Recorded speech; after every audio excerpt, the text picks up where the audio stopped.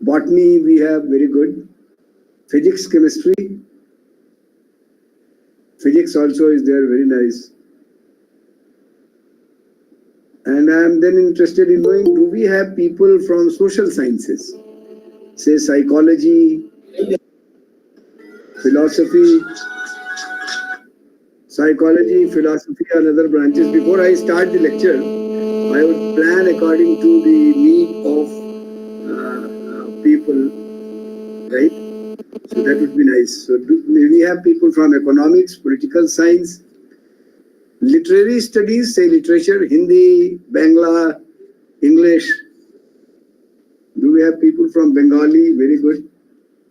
Literature also people. We have political science.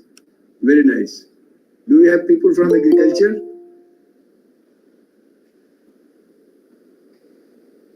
Medical sciences. Is there anybody from medical sciences? Ayurveda, Unani. Okay, so largely we have people from art, social sciences and sciences. That's very good. So if I start telling you regarding the needs of research-oriented investigation. So there are three words that I would like to concentrate upon. Those words are issues, challenges, and problems. You may have heard about these words. Sometimes people organize a conference and they would call the title of the conference would be, let us say, issues in political history of a country. Research in political history of a country. Sometimes people would organize conferences on issues in, say, economics, studies related to economics. So next time when they will organize a conference, they will call challenges in economics. Challenges, let us say, in urban planning. And still next year when they plan a conference, they may name it problems in political studies. So what is happening is that people are interchangeably making use of the words issues, challenges and problems. Okay? So I will clear the air and tell you how these words are different. So would somebody like to tell what one understands by the word issue? What is an issue? Would somebody like to tell what is an issue? When we say issues, in research and political science, what do we have in mind? There is from somebody, Saiful Ansari ji, you are from political science, right?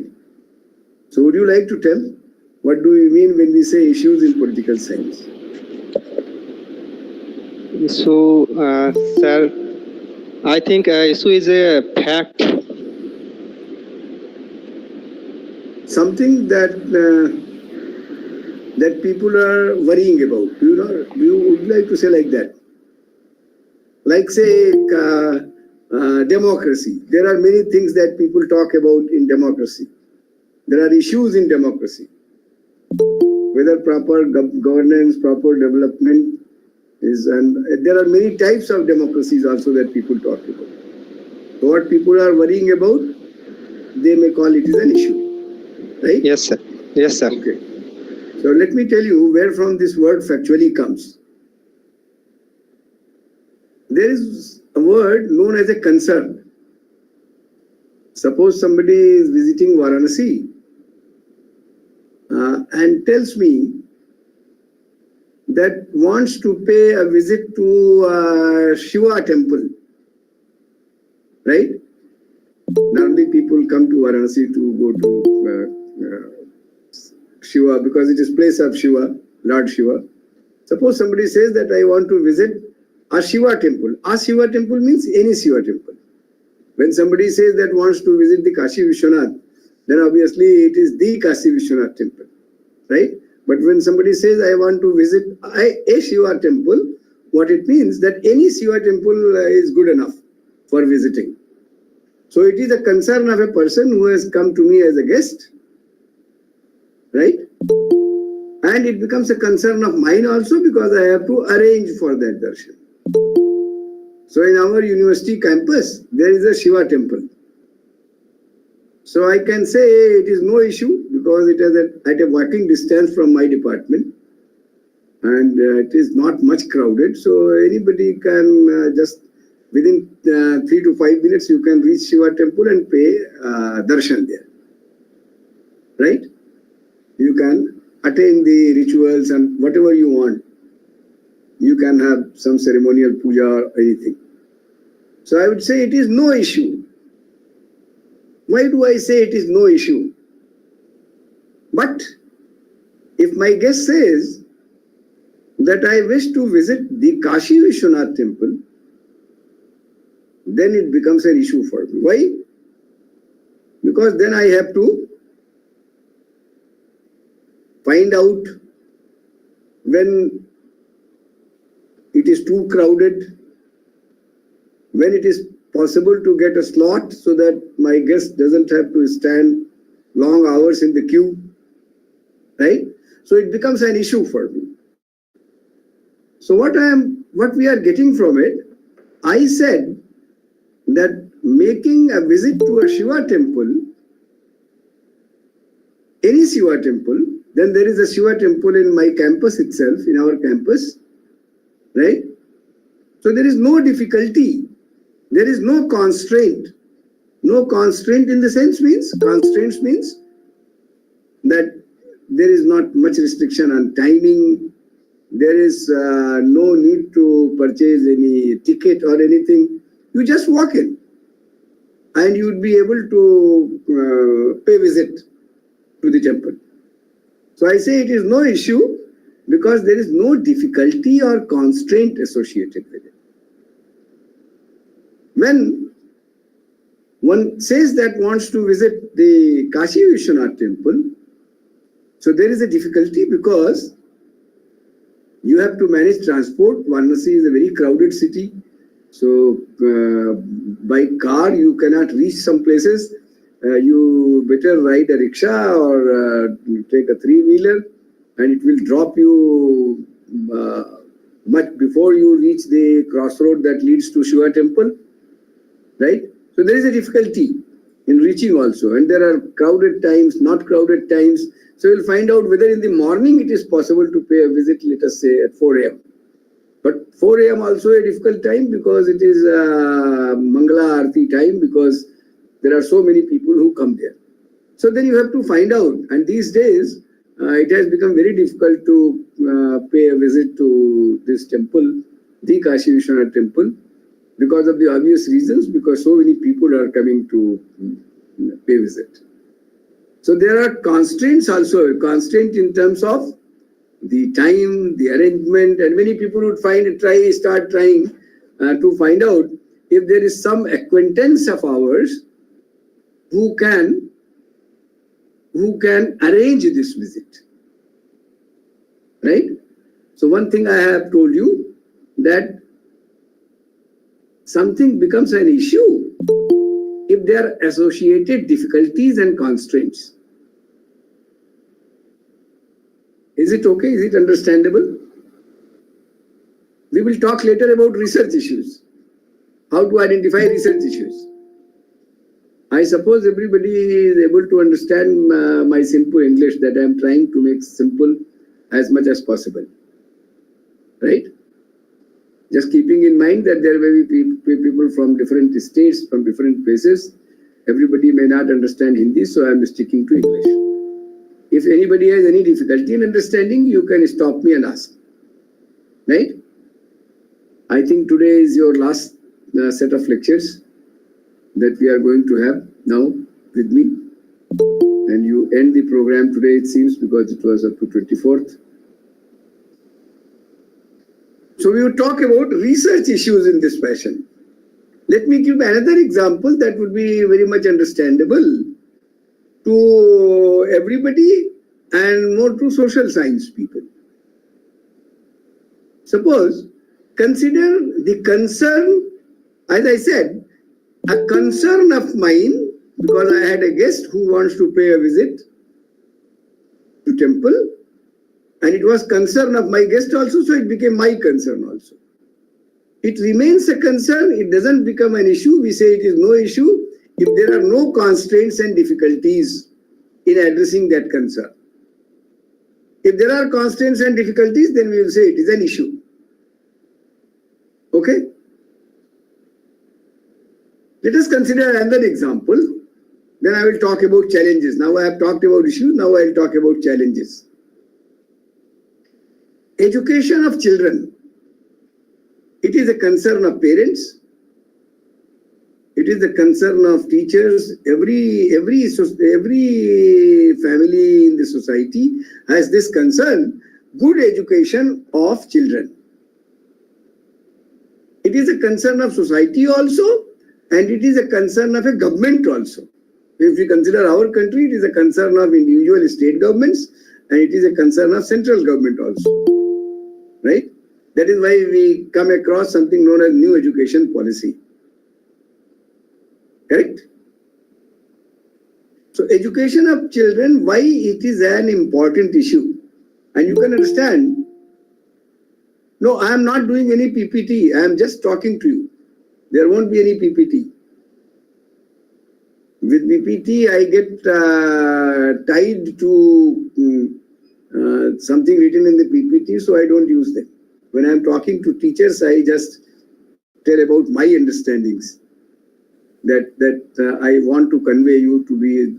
My objective is to impart you that knowledge that has come to me through my years of experience, so that you can independently find out researchable issues and you can carry out research on your own, even if you are sitting in a remote college where you do not have much facilities of conducting research. That is my objective. That is what I am going to do during the time that we are going to be together. Okay? Okay, sir. Right. Menka. You are from BHU itself. That's very good. So,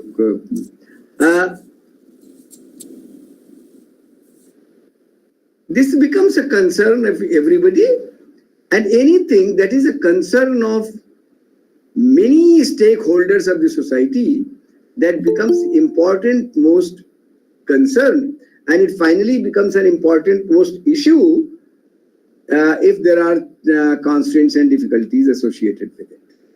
So let us consider the very first constraint may be financial resources.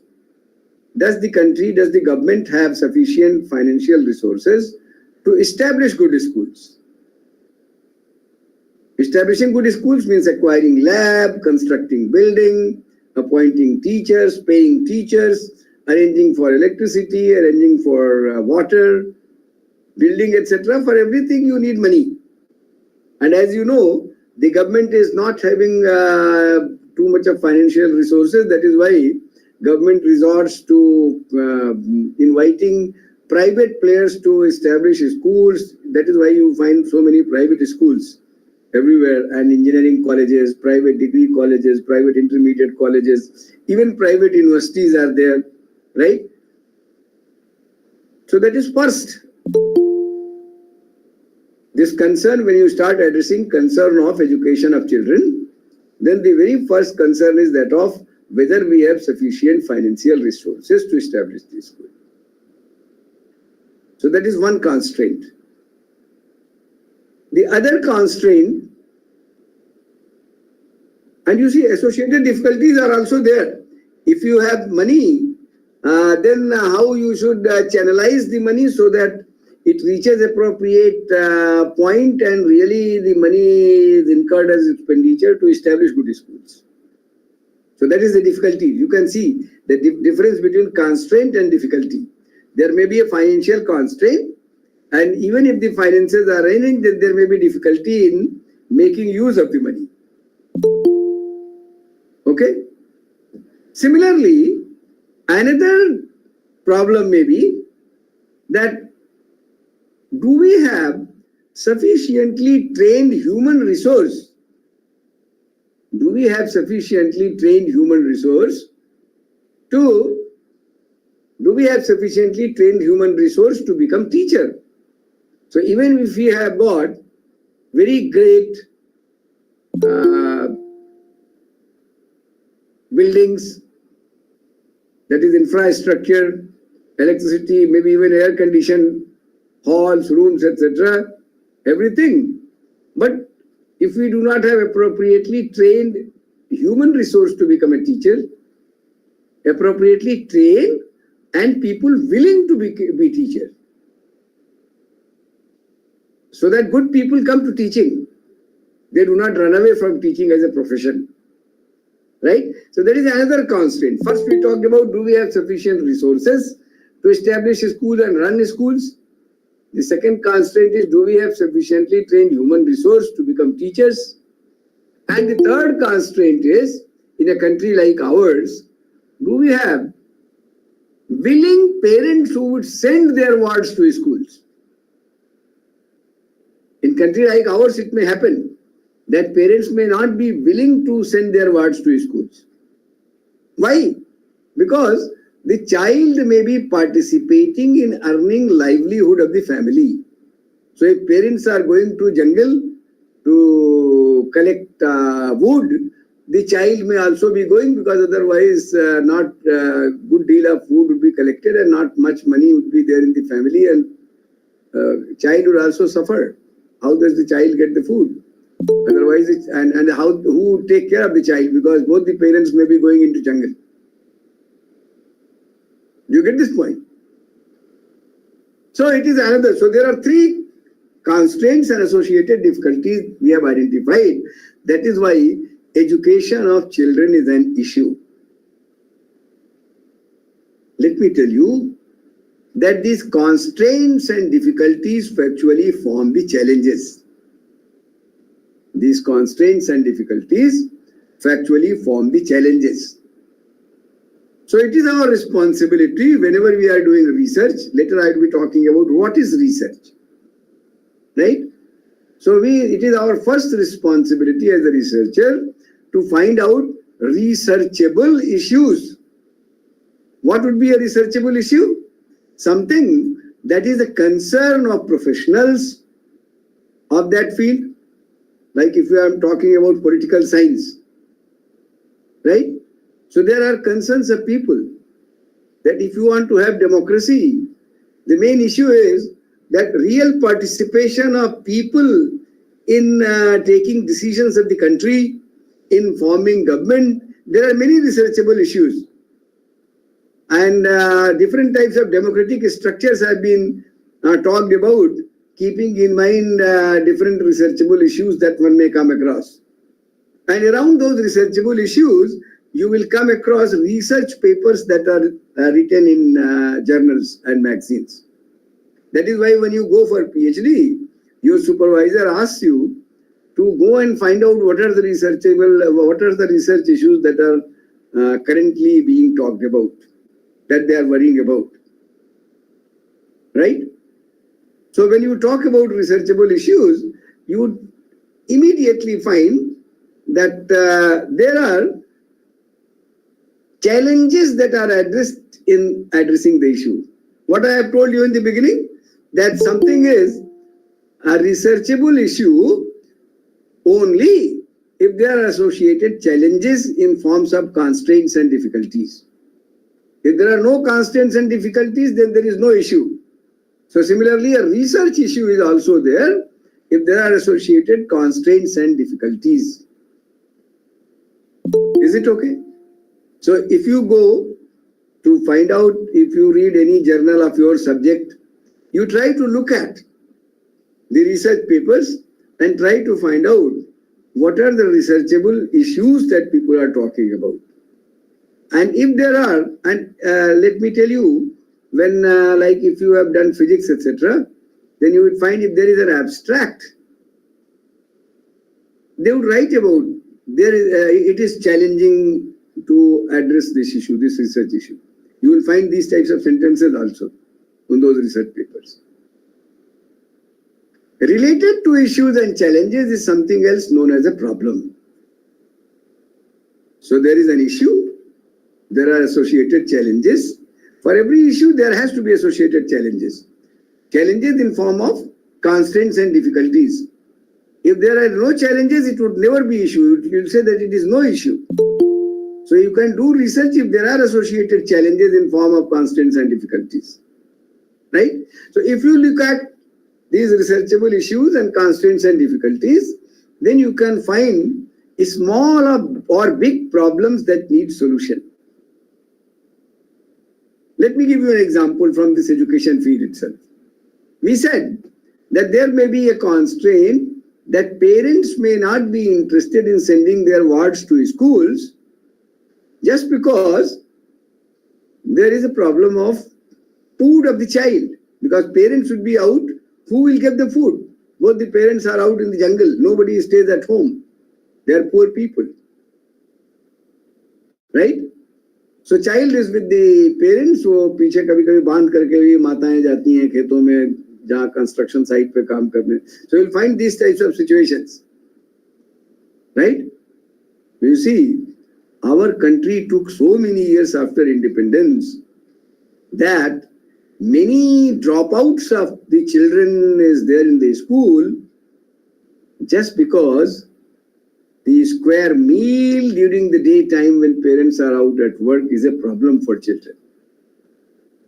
And just only one decade and a half back, it was identified that midday meal is a problem. Am I audible? Is everybody listening? Yes. Yes, sir. Okay. So it took so many years to understand that it is a problem. And then society finds a solution. When we got independence, we never thought about it. It may be a problem in many developing countries, at least adjoining Bangladesh, Pakistan, Nepal, Sri Lanka, at many places this may be a problem. So what I am trying to bring point home, that when you sincerely address concerns and identify whether it is an issue or not, if it is an issue, then there have to be challenges and there have to be associated problems. So you will find many small or big problems. It is not only one problem.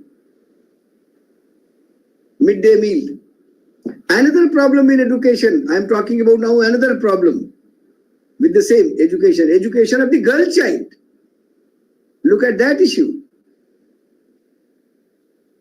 Many girls drop out. Many people thought it is just because parents don't have much money. So they invest money only on training and instructions of male child. But for girl child, they don't do that.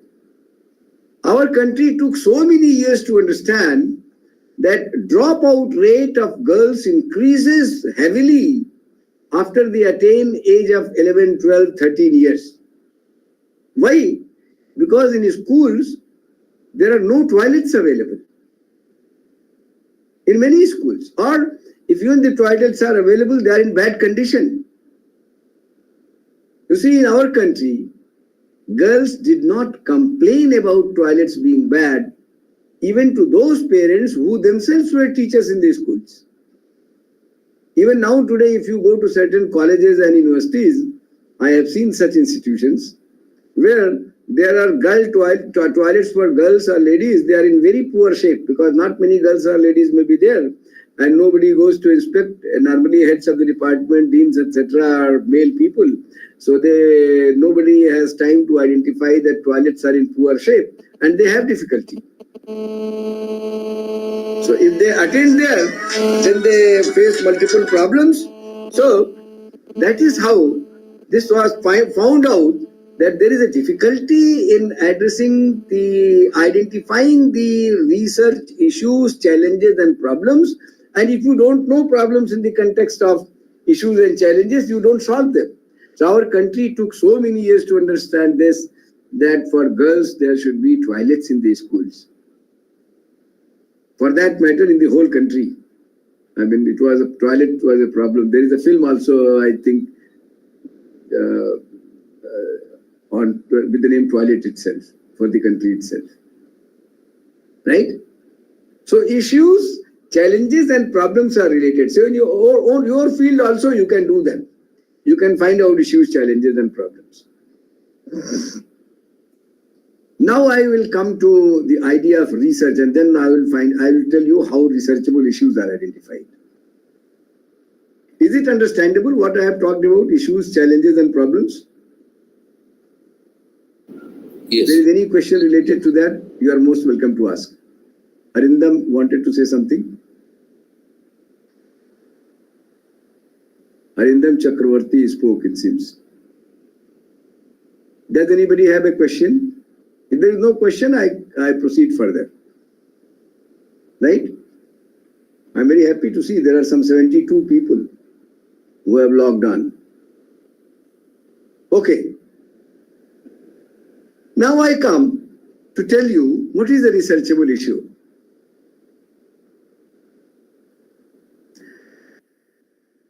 The human race has been interested in knowing more and more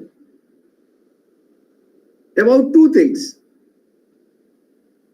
Human race in general has been interested in knowing more and more about two things only. In all the subjects, there are only two things studied. Either objects or processes.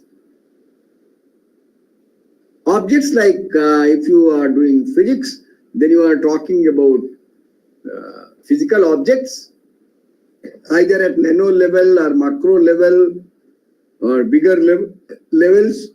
You are talking about such objects, and you are talking about their physical attributes and possibly interaction of objects. That is what physics studies.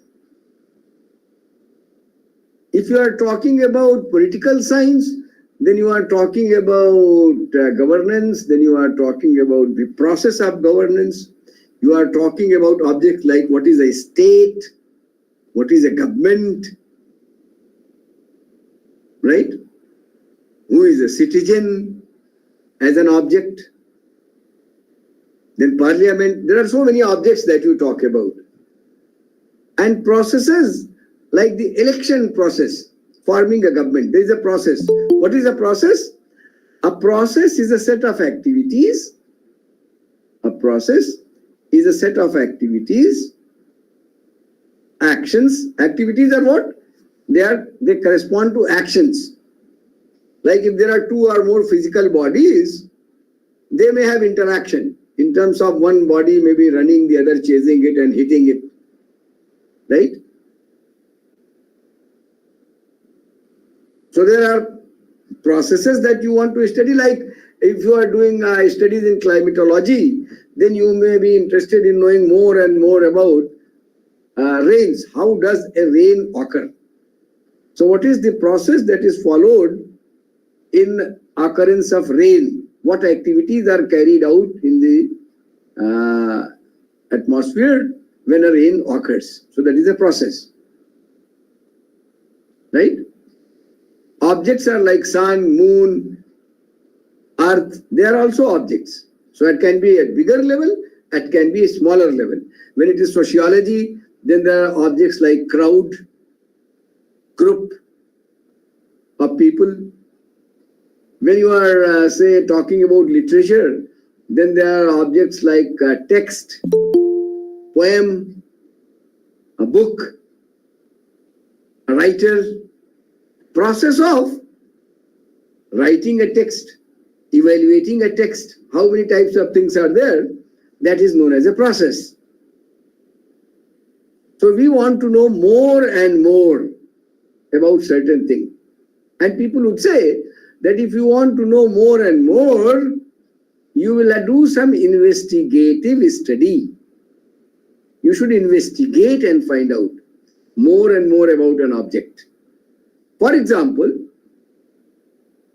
if you know less about an object, your understanding about the object may be very misleading. For example, if you do a controlled experiment, think of a child, nascent, just born child, and child is placed some 30 feet apart from a fire, and let the child grow, but never be able to go close to the fire.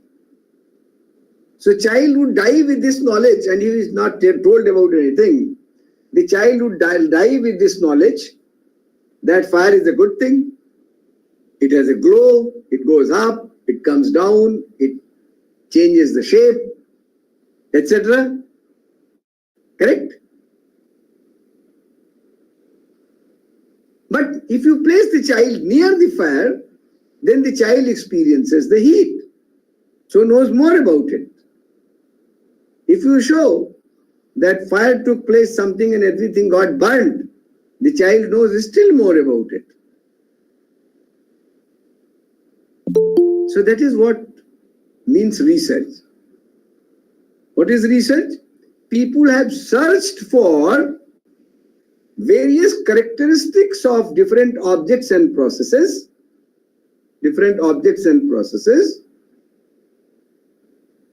and try to clarify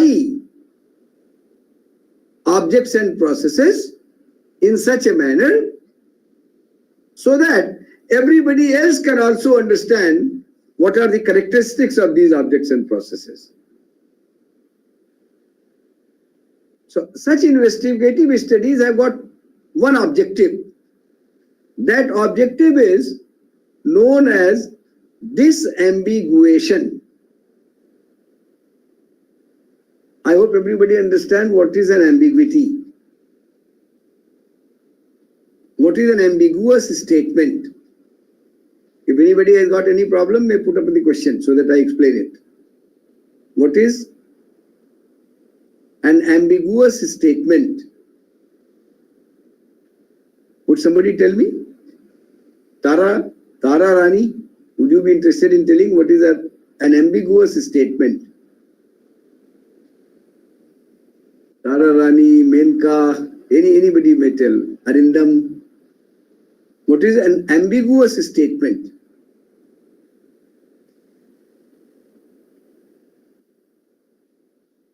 Okay.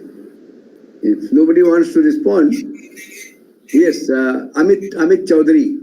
Sir, ambiguous statement can be defined as a statement which is vague, not clear.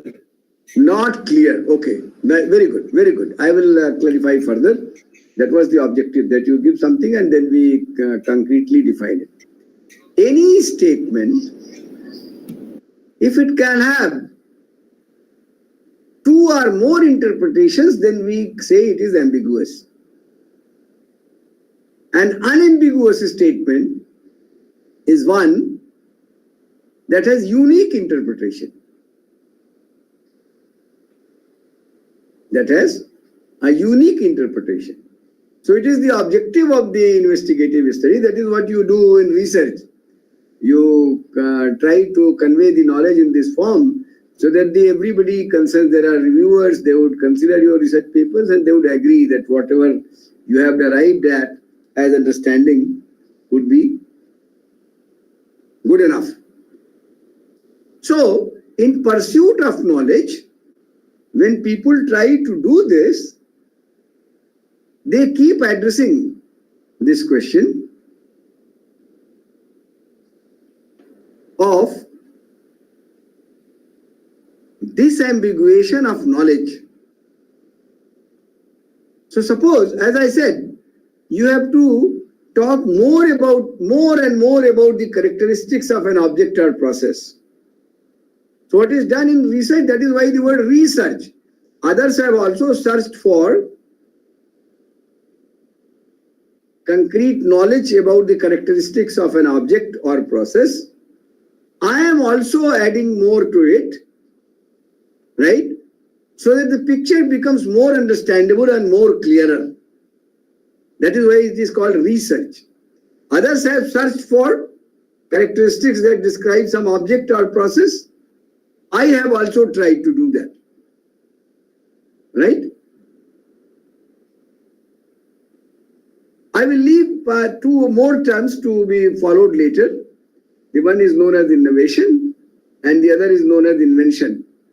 So as you have heard, research, innovation and invention. Right? Let us now see how different subjects have been divided into categories for such investigative studies. So there are certain things that are known as part of humanities. If you will come to Banaras Hindu University, you will find a faculty of arts. There are subjects like Hindi, English literature, and other subjects are studied. Nearby, you will find a faculty of social sciences. So there are certain subjects that are taught in faculty of arts in other universities. In BHU, they are taught in social science. Like economics is there in social science in BHU. In some other university, in faculty of arts, you can find or college the economics as a subject. Sociology and these subjects are taught in social science in BHU. Right? So, researchable issues, how they become different in humanities and social sciences. It is all humanities, social sciences and arts. Why this division? What should be there in the arts and what should be there in the social sciences? Menka from BHU, which subject you are in? Sir, I am from botany. You are from botany. Very good. I will come to sciences also after explaining the different researchable issues in these areas. So, let me call and let us try to understand what we mean by sciences, difference between science and art. Let me say, if I call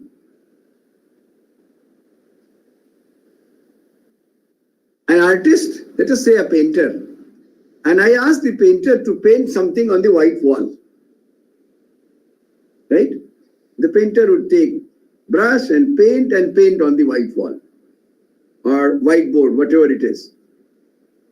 If I put up a question to him, how did you do it? The answer of the painter would be, I cannot explain how I did it. But if you want, I can redo it. So you see, I want to know more and more about the process of making an art. But here you put up the question that, how did you do it? And the answer from the artist, from the painter is, I cannot explain how I did it, but if you want, I can redo it. If I put up a question to the artist, can you train a child in my family to become such a great artist as you are? Would it be possible? Or a musician for that purpose, an exponent of music, that whether you can train a child to become that. The artist would say, I don't know, but if the person is having Shraddha, gets up quite early in the morning, would be sitting by my side and watching me how I am doing, then possibly may learn. So you see, that is what happens in something that is not science. You operate at very high level of knowledge and understanding to be able to tell what is that, how it is done. Let us take from literary field, literature. We have somebody from Bangla also. In Hindi literature, there have been two great literatures like Acharya Ramchandra Shukla and Acharya Hajari Prasad Dwivedi. Suppose some professor makes a statement to research scholars that Acharya Ramchandra Shukla had bigger vocabulary than Acharya Hajari Prasad Dwivedi. Suppose makes this statement that Acharya Ramchandra Shukla had a bigger vocabulary Vocabulary means number of distinct words that Acharya Ramchandra Shukla knew and used in his literature. Then the student may ask, how do you know that Acharya Ramchandra Shukla had a very big vocabulary? How do you know? He would say, I have read so many books, so I understand. So there is an ambiguity. Now, different people would have different understanding, and possibly it will not be possible to have an understanding, because if you ask me how many distinct words of English I know, how big is my vocabulary of English, I will not be able to tell. I will not be able to tell how many distinct words I know. The total number of words that are known to me and I can use while writing or delivering a lecture. Right? So that is what is the idea of ambiguity, when it is left to interpretation and anybody can make any interpretation. Another statement, that is thing that somebody says that this load is very heavy. Suppose there is some load and somebody makes a statement that this load is very heavy. Now different people will have different understanding. Some school going boy or girl would understand possibly this load is heavier than the school bag that I carry. I will understand that possibly this load is heavier than the suitcase that I carry when I go out of station. A person who is working in a mandi would understand that possibly this load is heavier than the sack that I load onto my back. मैं जो बोरा अपने पीठ पे लाता हूँ शायद उससे ज़्यादा भारी है. So different people will have different understanding. So you see, such statements are ambiguous statements. It is not to say that literary word or humanities, arts related subjects are simpler areas. Factually, they are difficult most areas of studies, because you have to deal with perceptions. You have to deal with such things where multiple possibilities do exist. Right? So wherever, and you see, how can we disambiguate the knowledge? So I'm giving you an example. Suppose, like when somebody said that this load is very heavy. Suppose somebody says that this load is very heavy. If you say that this load weighs 50 kilograms,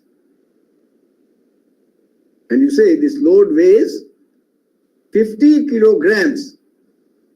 Now you see, everybody would understand one and the same thing, whether if somebody is sitting in New York and in Varanasi, in Bhopal, in Kolkata, or in Paris. Right? So this is known as disambiguation of knowledge. Now there is unique interpretation. Okay?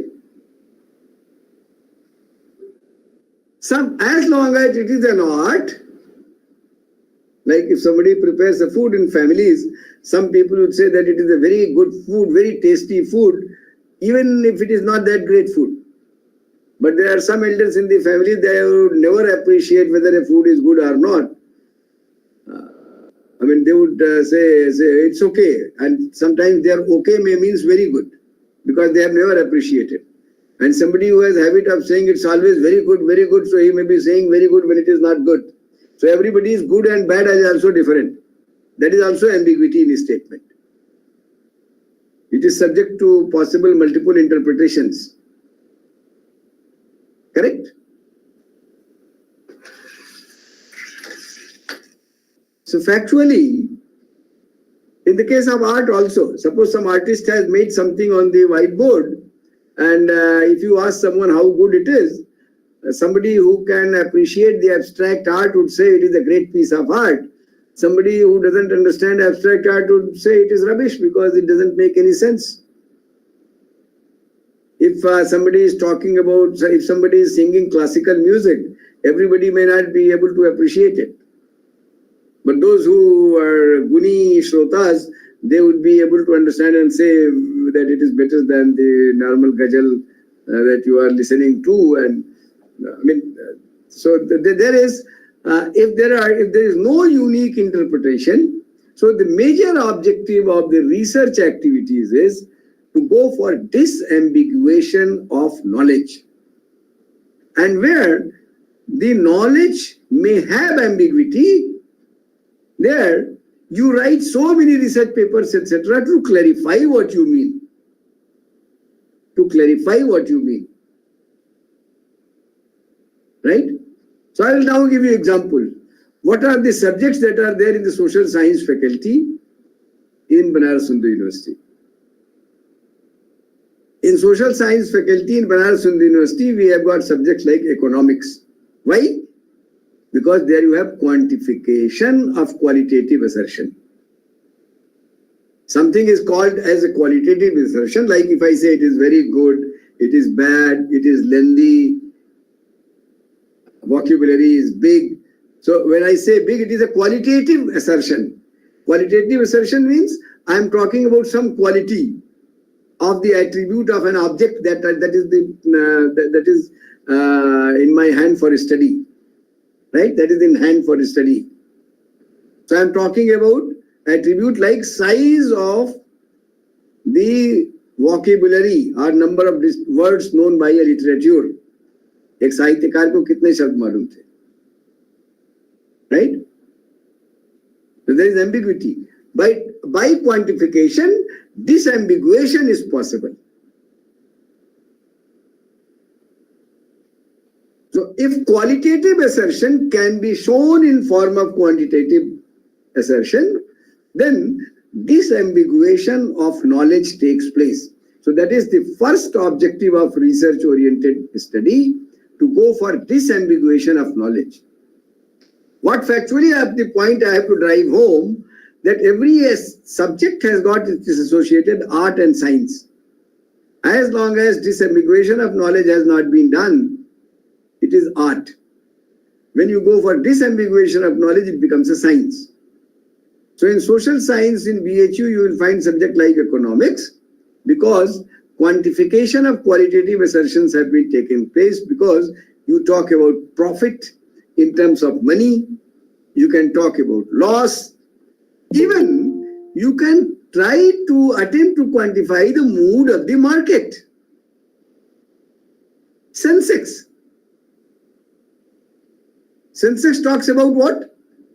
That what is the type of investment people are trying to make, how the businesses flourish in a society. Suppose I want to create a new business and I don't have money. So I can attempt to take money from the market. So there are many people who have got good money. There are people who are not having very great money, but they have got some money.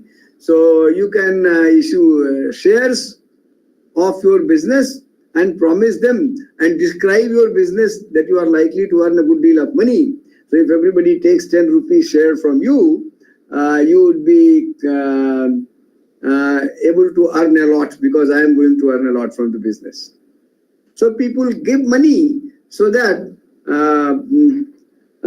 the business can be established. Otherwise, the person may not have that. And so many people participate in giving that money. So if people are interested in putting money, the sensitive index, you see, it is very sensitive, that index, because it depends on the moods of people, it depends on priorities of families, people who have money. If people see that business environment is not good in the country, they would better buy gold. So if the mood is not good in the country, the prices of the gold would go high. If the mood is good, then prices of gold would come down, because today the prices of gold have come down in the country. Because the economic situation is good, our growth rate is 8.4, right? So economics is in social science because quantitative of qualitative assertions have taken place there.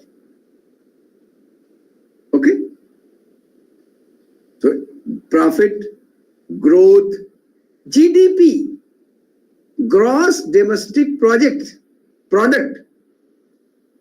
Our GDP is rising at the rate of 8.4%. There are some countries that are at 1 or 2%.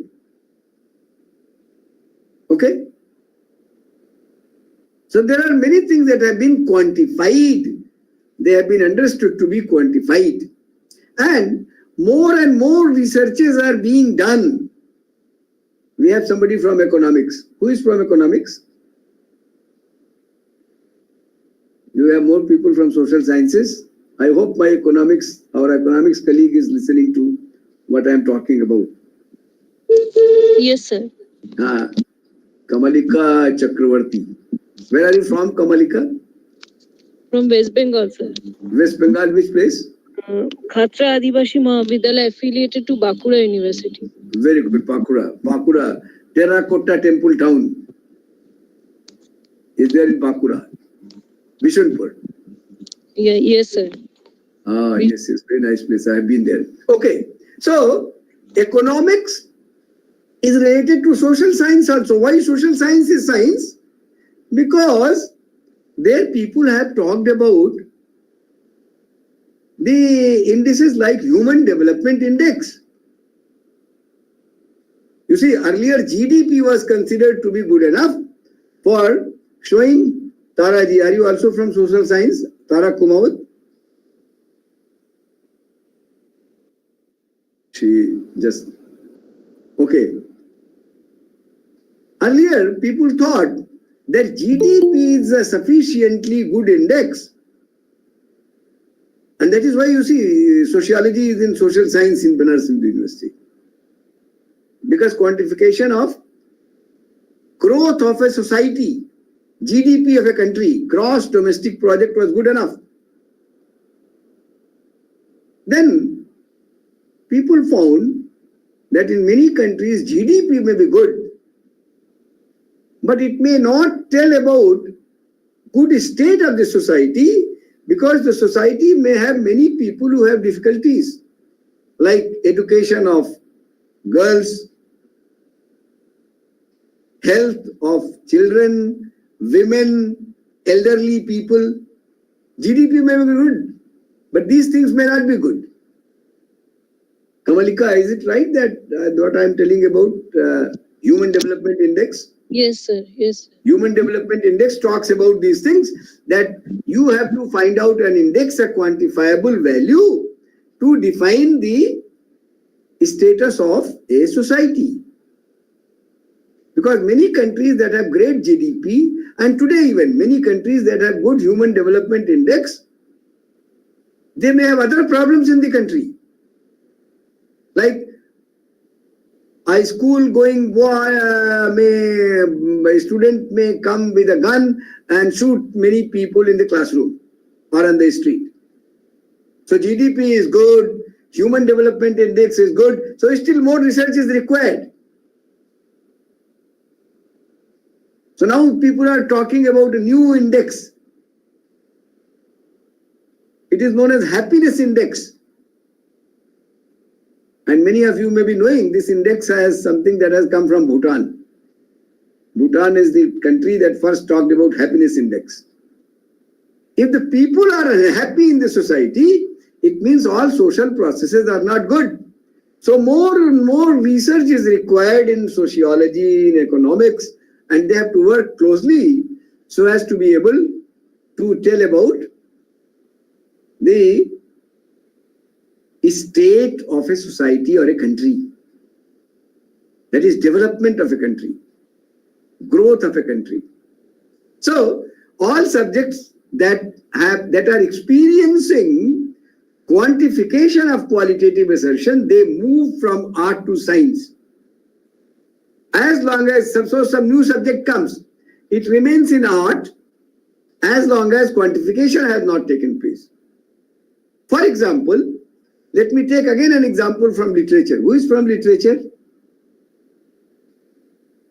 Is there somebody from English literature? Bangla, somebody was there, na? Bangla literature or somebody who has interest in Bangla literature. कोई तो है Bangla literature का, मैंने बीच में देखा था. Okay, somebody is there. Okay. Bishnupur, yes. Arindam Chakravarti told that place is Bishnupur. Terracotta temple town, yes. So, let us come to that. Now I will show you how can you make science where science is not there. See, what is the first thing that I had told you? You have to find the researchable issues.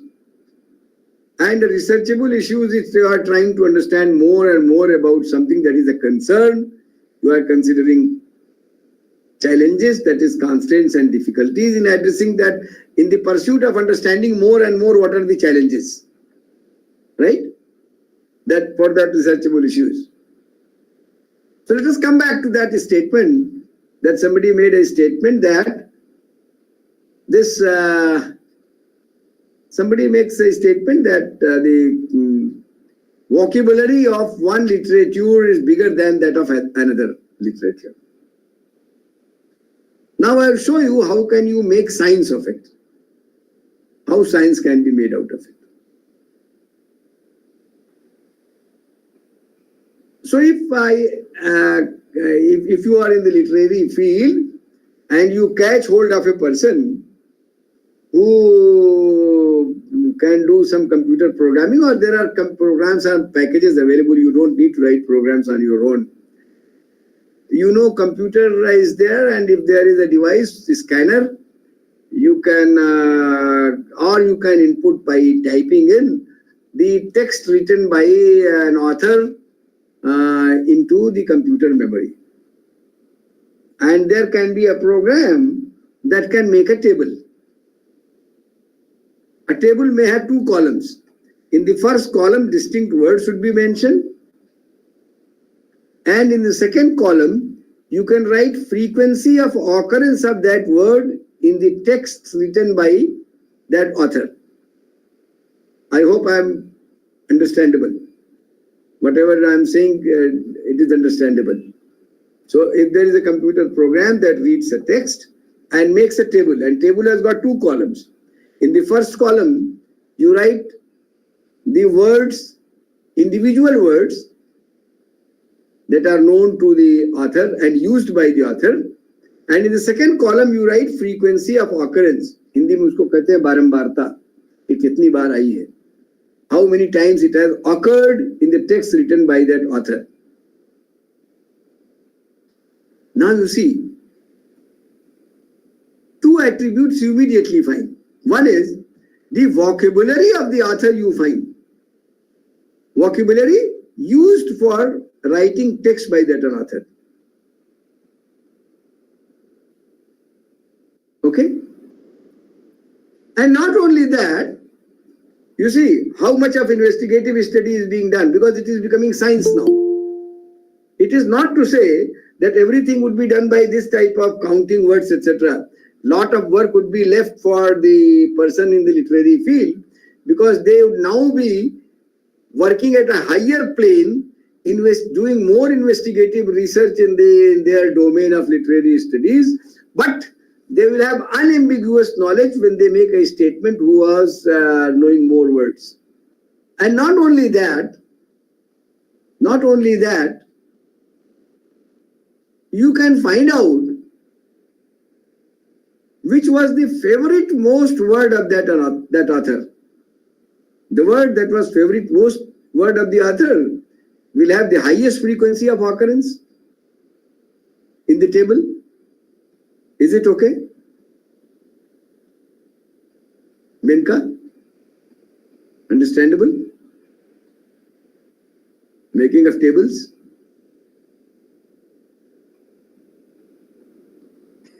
Online में दिक्कत होती है. Sometimes some people may simply Yes sir, yes sir. yes, okay. Okay, so, and if you make a table for that author, say in 1960, what were the words known and what were the frequency of occurrences, then make another table that was in 1965, Then in 1970, another table, 1975, another table. Now what you may find that some words that had sufficiently substantive frequency of occurrence in 1960, they may have vanished in 1965 table. Or their frequency of occurrence may have got reduced. Whereas for some other words, the frequency of occurrence may have got increased in 1965. Or some new words may have got inserted into the writings of the author with bigger frequency than earlier words. So you see how much of disambiguation of knowledge is taking place. Otherwise, you would be studying many things and then you would be making mind that possibly he started using new words and you will give interpretation. But now you can give interpretations of the different types also. So the main objective of scientific research and scientific investigation or research-oriented investigative studies is disambiguation of knowledge, and being scientific helps in that, in going for disambiguation of knowledge. And that is through quantification. How quantification is helpful, I will give you another example. We all may be knowing a word known as an expert. Who is an expert? Amit Chaudhary, would you like to tell something? Who is an expert? Or Aro Joshi, who has appeared in front of me? Who would like to tell? Who is an expert? Arindam? Chandrasekhar? Anybody who would like to tell who is an expert? Those who knows the knowledge of that particular subject. Okay. Let me tell you, normally experts are like artists who are unable to tell how did they do it. Like if you have appeared in a selection committee where they select some teacher, and if you ask an expert, why do you recommend this person for appointment? Normally what expert would say, I am impressed. Very difficult to explain. Why? They try to explain, has more research paper, etc., etc. But sometimes who has more research paper is unable to impress. And who has lesser impresses and gets the appointment. So suppose I want to know if there is some hall like in the hall that I am sitting or in the halls that you make use of to deliver lectures at your place, right? If you want to know how many people, and hall doesn't have chairs and tables now, if you want to know how many people can be seated in that hall. So what you will do, if there is some senior teacher, you will catch hold of that person and say, and put this question to him that how many people can be seated here? What expert would say? That I have delivered many lectures in various types of halls, and I think you cannot seat more than 100 people in this hall. So that is what is an expert. But the correct answer would come from a person who would be able to measure the length and width and find out what is the area of the hall, then decide how much area is to be given for one person to be seated in the classroom, then can measure quantitatively what should be the distance between the first row of the class to the teacher's table and to the whiteboard, whether some space should be left for moving between the rows of the tables and chairs that are put, and you can exactly find out how many people can be seated. Do you get the point? So disambiguation of knowledge factually makes you more scientific. And there are two things that are important here. We know certain things in unambiguous manner, and we have to find out something that we do not know, like the number of people who can be seated. Right? I want to know number of people who can be seated. There is no way of measuring it. Number of people, you can't start putting people inside and counting that how many people can be seated, right? But there are certain things that you can measure, like length and width of the hall you can measure. And it can be measured in meter. That is why anything that can be measured using a scale, even today it is known as a metric. Metric. Economics people, there is a subject known as econometrics. Subject known as econometrics.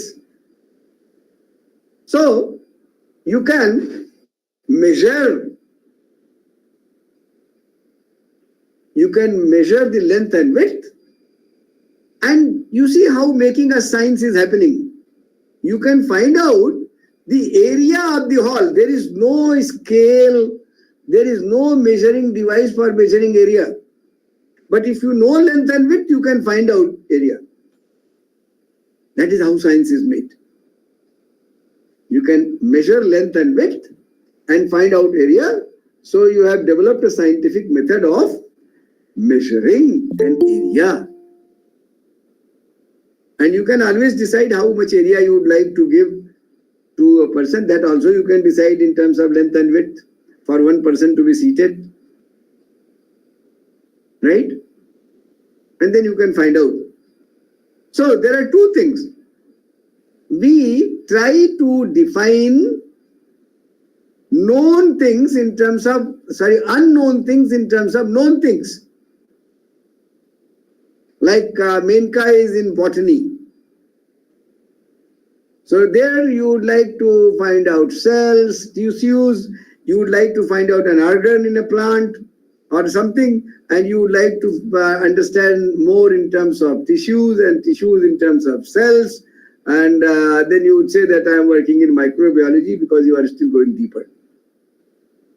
Knowing more and more about unknown things in terms of known things. That is how science proceeds. Is it so, Menka? That is how you do research in botany? Yes, sir. Right. So, that is how we go for making of science. So, if something is in terms of qualitative expressions, it is in the domain of art. When you go for disambiguation of knowledge and you make quantitative efforts, as much quantification you do, more and more you understand.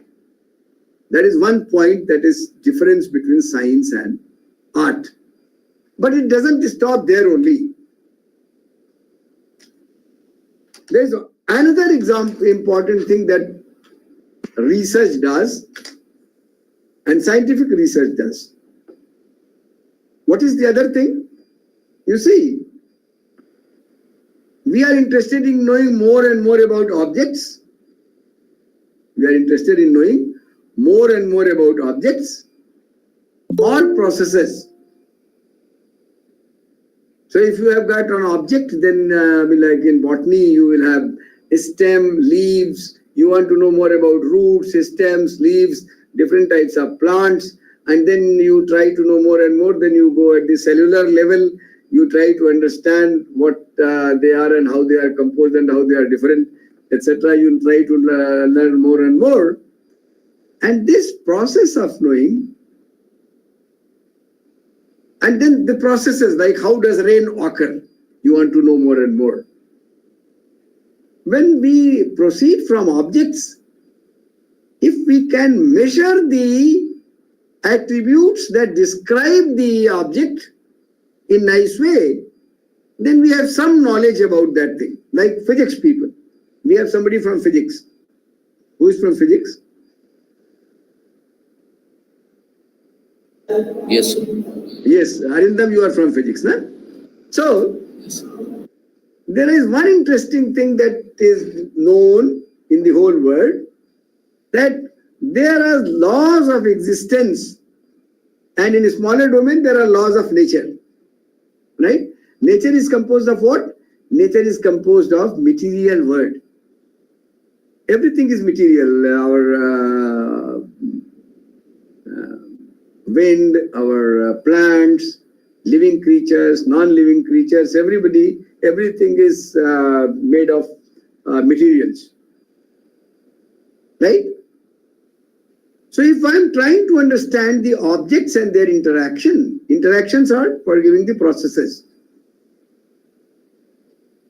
If I'm trying to understand, then I'm factually trying to understand the laws of nature or laws of the existence, the whole existence, the whole universe. That is what we are interested in knowing.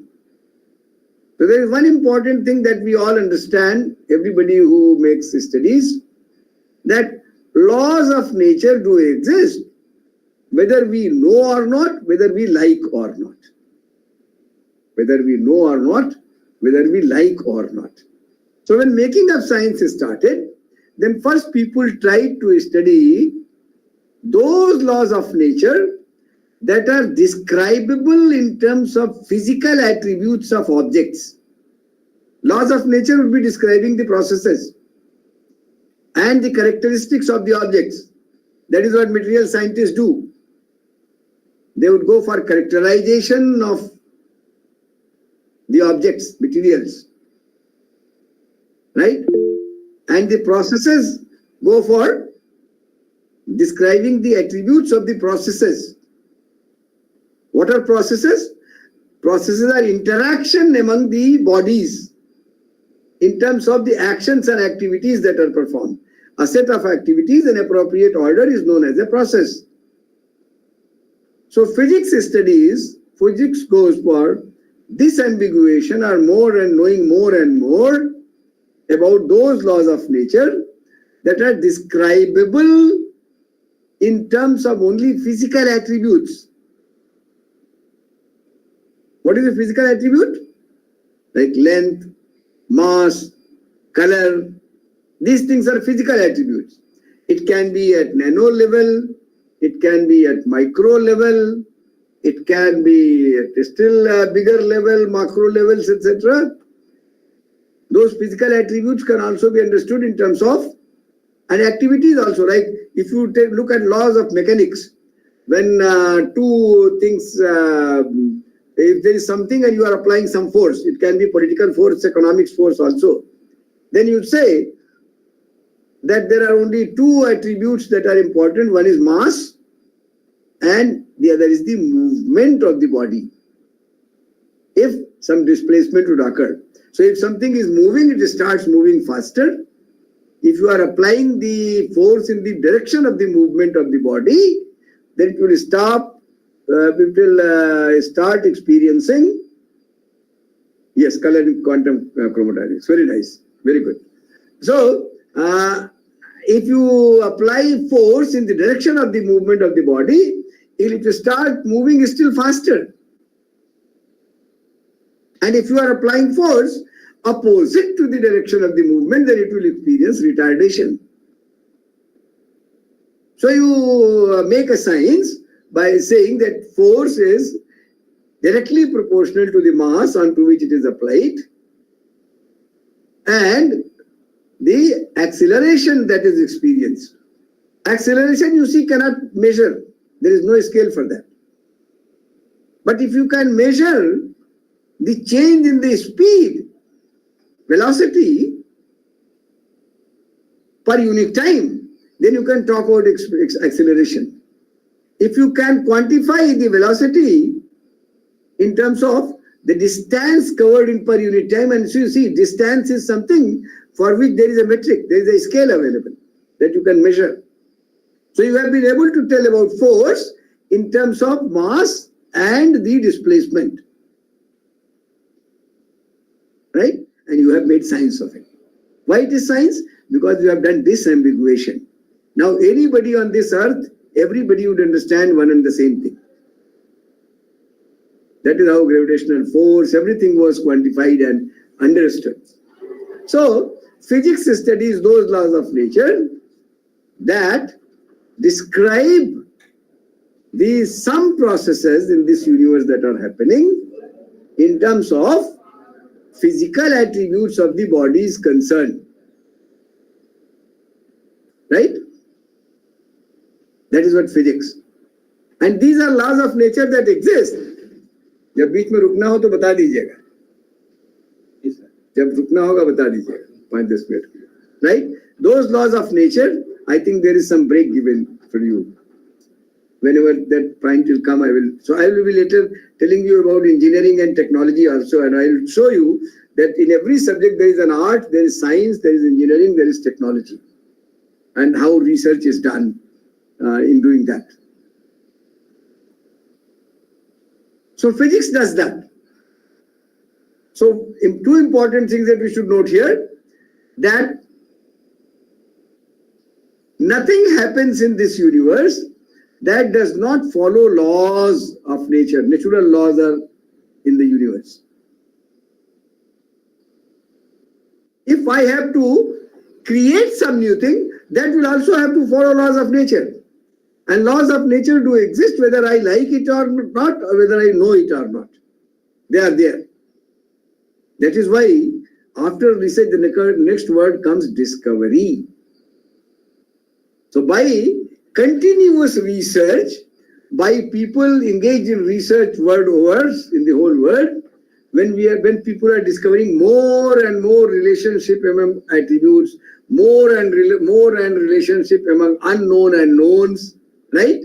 You are removing the cover, you discover, and the law becomes explainable, and disambiguation of the understanding of the law takes place, so that everybody understands in one and the same way. So researches, that is how lead to discovery. So physics studies those laws of nature that are describable in terms of laws of nature or laws of existence or universe, whatever you can say, describable in terms of physical attributes of the bodies involved in the process and the interaction of bodies involved in the process that you want to study. Is it okay, Arindam? Arindam Chakravarti? Yes, sir. Exactly. Right? If you are characterizing a body, like characterization of materials, you are doing more and more characterizing the materials. Exactly, sir. Finding out more and more attributes and characteristics of materials. That is what material scientists normally do. So you see, something remains in the domain of art and it starts moving to science. Just because physicists have worked very hard for a long time, they have gone quantification of most of the things that they make use of. That is why answering questions like why is the order of day in the study of physics, normally your questions have like whys. Now let us come to another sub-subject. I am trying to give you a difference. Knowledge is related. It is not that physics is one subject and chemistry is another. Let us look at chemistry. So those of us who have studied chemistry in schools, and those who have not studied, they will ask your friends, then what we started studying in schools, what happens when? Okay? Menka? Botany? Yes, sir. Padha na? What happens when in chemistry? Normally people think that physics is tougher than chemistry. But factually, chemistry is tougher than physics. Why? Chemistry studies those laws of nature in terms of interaction of bodies that are describable only in terms of characteristics of the intrinsic subject matter contained in those bodies.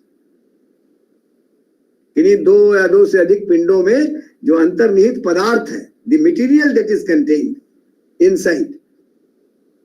And for a long time, quantitative explanation of the internal items and their interactions, yes, chemical reactions, etc., that you studied, you talked about in terms of chemical attributes, and you studied what happens when.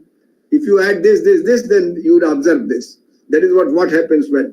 Because for a long time, quantification of the qualitative assertions of the chemical reactions and other things took a long time to do. That is why chemistry is tougher. That is why you see in the whole world is something that is not easily describable, that is known as chemistry. For example, you may have heard when some leader like say Modi met with Biden or any leader, people say that they develop a very good chemistry within no time.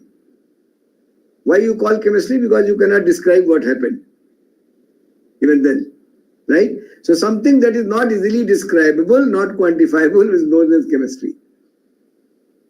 You may have seen a program on TV, Nach Baliye. देखा है कोई भी आप लोगों ने TV पे जिसमें dance वगैरह का कंपटीशन होता है and there are judges sitting in the competition and they would say everything is very good but chemistry is missing. Do you recall having watched such programs in on TV? बीच में हाँ बोलते रहिए या नहीं तो कुछ लगेगा कि मेरी बात सुन रहा है कोई. Yes, It's sir. not Yes. very easy to deliver an online lecture because you neither see the faces nor the responses. Okay. Binka ठीक है देखा है ना? जी sir. Yes, sir. We have heard आपने भी it. देखा है, तारा ने भी देखा है और सब लोगों ने देखा होगा. What the judges would say, everything is very good but chemistry is missing. Means what they are trying to say, there is something interesting that is not there between you but I don't know what it is. But over the years, chemistry grew into a subject where a good deal of quantification is there. That is why if you talk to chemistry people, they would say physical chemistry becomes difficult because too much of quantification is there. And let me tell you further that when good deal of quantification at quantum level people go, there is a very good book that you can read in chemistry that is known as chemical physics. When all the chemical laws and the things start becoming so unambiguous, the disambiguation is taking place, then that subject is known as chemical physics. Arindam, आपने सुना है ऐसा नाम? Chemical physics subject. Yes, sir. Yes, sir. So chemistry starts becoming physics. Still tougher is biochemistry.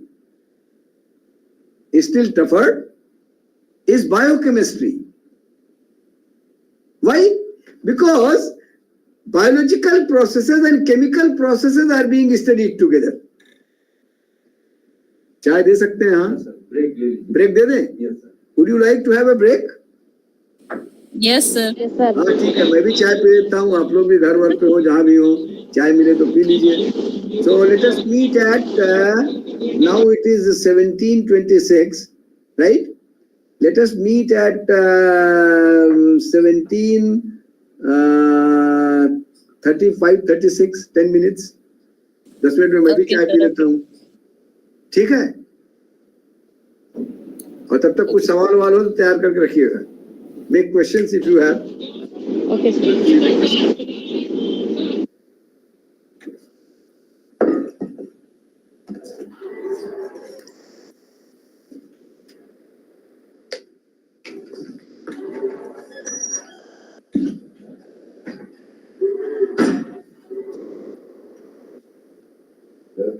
Yes.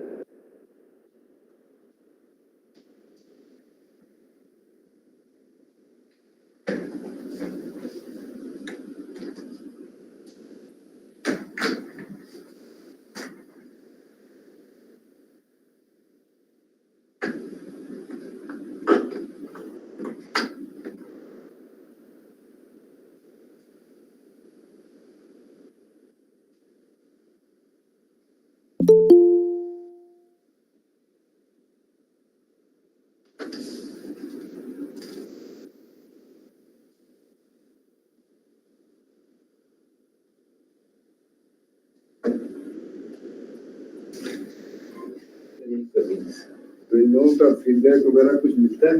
Yes sir, ये भेजा है क्या? यही करना कैसा लगा लेक्चर वगैरह बताते हैं बाद में? सर। वे तो सब अच्छा बोलते हैं। नहीं मतलब कोई तरीका है फॉर्मेट? हाँ दिया है।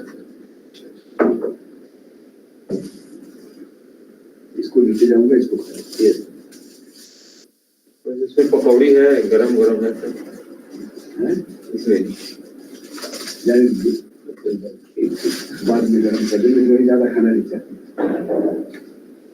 और ब्रेड दे दें सर, एक ब्रेड और दे दें।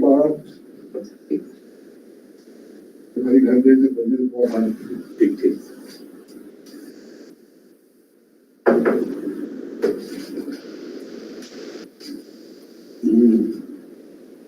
लेक्चर ठीक लगे तभी इसको बार बार दिया जाए।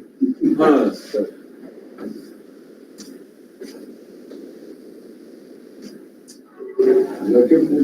ये पूछते कि पीपीटी है, इनको पीपीटी लेक्चर ना पसंद। हाँ, पीपीटी में सब बन जाता है। हाँ बन जाए, वही आप वही बार बार।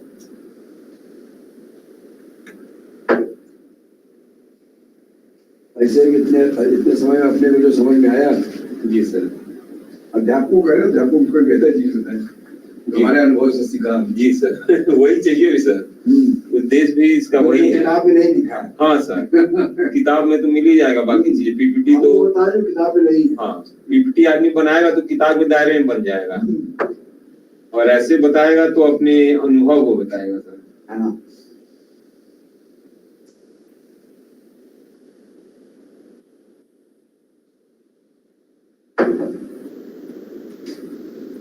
डॉक्टर साहब बंद करवा दिए सर।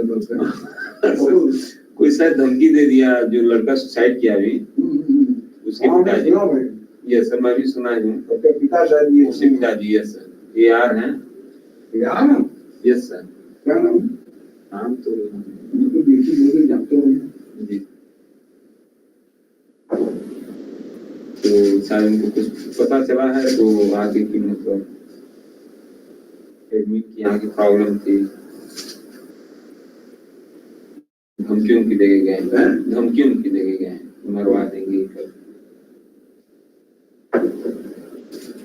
एक्चुअली मिलने भी नहीं दे रहे थे उनसे, तुमको लोग। अच्छा, उसी ने धमकी दो। हाँ, तो गार्ड और हमेशा ये रोक देते थे, संदीप हैं ये लोग। हाँ वही तो भाई इसका मन का जो कष्ट होता सुन लेते बस सर। तो थोड़ा मारेंगे। Yes sir, yes sir. तो वे कई बार प्रयास किए, मिले ही नहीं, तो जबरदस्ती केबिन में घुस गया। हाँ सर। अब आदमी और फ्रस्ट्रेट हो जाता है, यदि मिलने से लोग मना कर दे तो लगता है कि कुछ चोरी है आदमी गुस्सा होने लगता है। चाय और दे दे सर।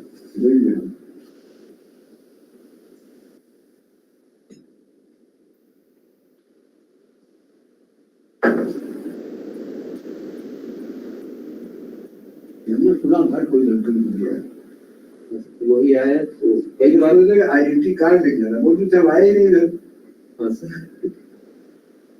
एक मीटिंग किए तो डायरेक्टर साहब उस दिन आए तो लोग देख रहे थे, लेकिन हमको जाकर सब पहचानते थे। आइडेंटिटी कार्ड मांगा नहीं सर, नए लोग को परेशानी हमारे सुने का आइडेंटिटी कार्ड मांगा। हाँ सर, जो नए लोग हैं उसको तो लोग भाई जानते नहीं है, तो अब घुसने नहीं दे रहे गार्ड, क्योंकि वहां से है परमिशन है ये मतलब।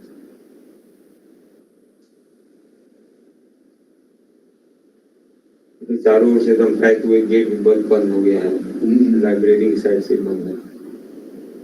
लेकिन सर इसको मारना है तो कहीं से मार देगा, लेकिन लग रहा है जैसे।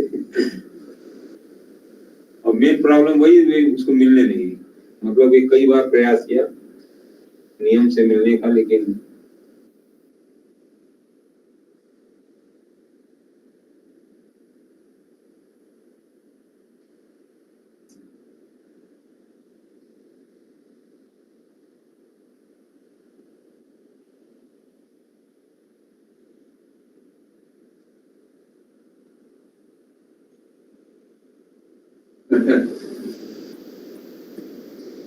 अब तो नए डायरेक्टर का अपॉइंटमेंट हो गया है। डायरेक्टर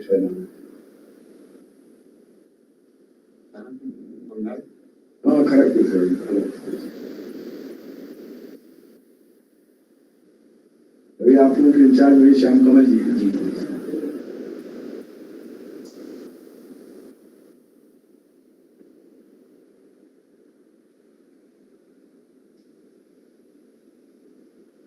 इनका कहीं हुआ कि नहीं सर, ये डायरेक्टर सर इनका कहीं हुआ कि नहीं? राइट नहीं वैसे उसमें थोड़ी जाए वहाँ उनकी हाँ, तरफ से करके नहीं जाना। नौकरी तो है ही उनको। ऐसे ही संस्थान का जीवन बहुत बड़ा है, ऐसे लोग आते रहेंगे जी, हमारे साथ जाते रहेंगे। अभी लोग 39 साल हमको हो गया जी सर, रिटायर हो जाएंगे। अच्छा 2 साल क्या 1 साल 10 महीने वही 2026 रिटायर। आप सब बहुत पहले ये बन गए सर, डीन उन तो बहुत पहले आप सब हो गया, आप जिंदगी में जो करना सब कर चुके। डीन ये जो यहाँ बनना था बन गए।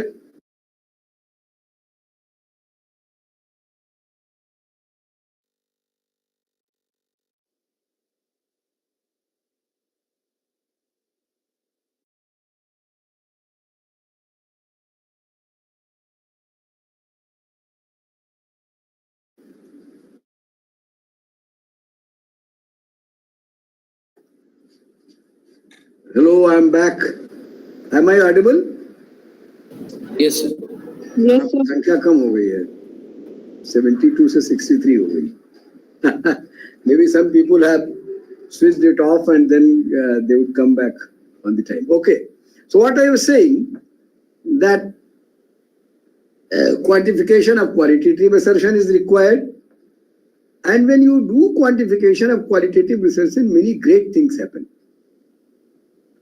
The example I gave, you see, you can move into another discipline when you have got quantitative data. How you can move?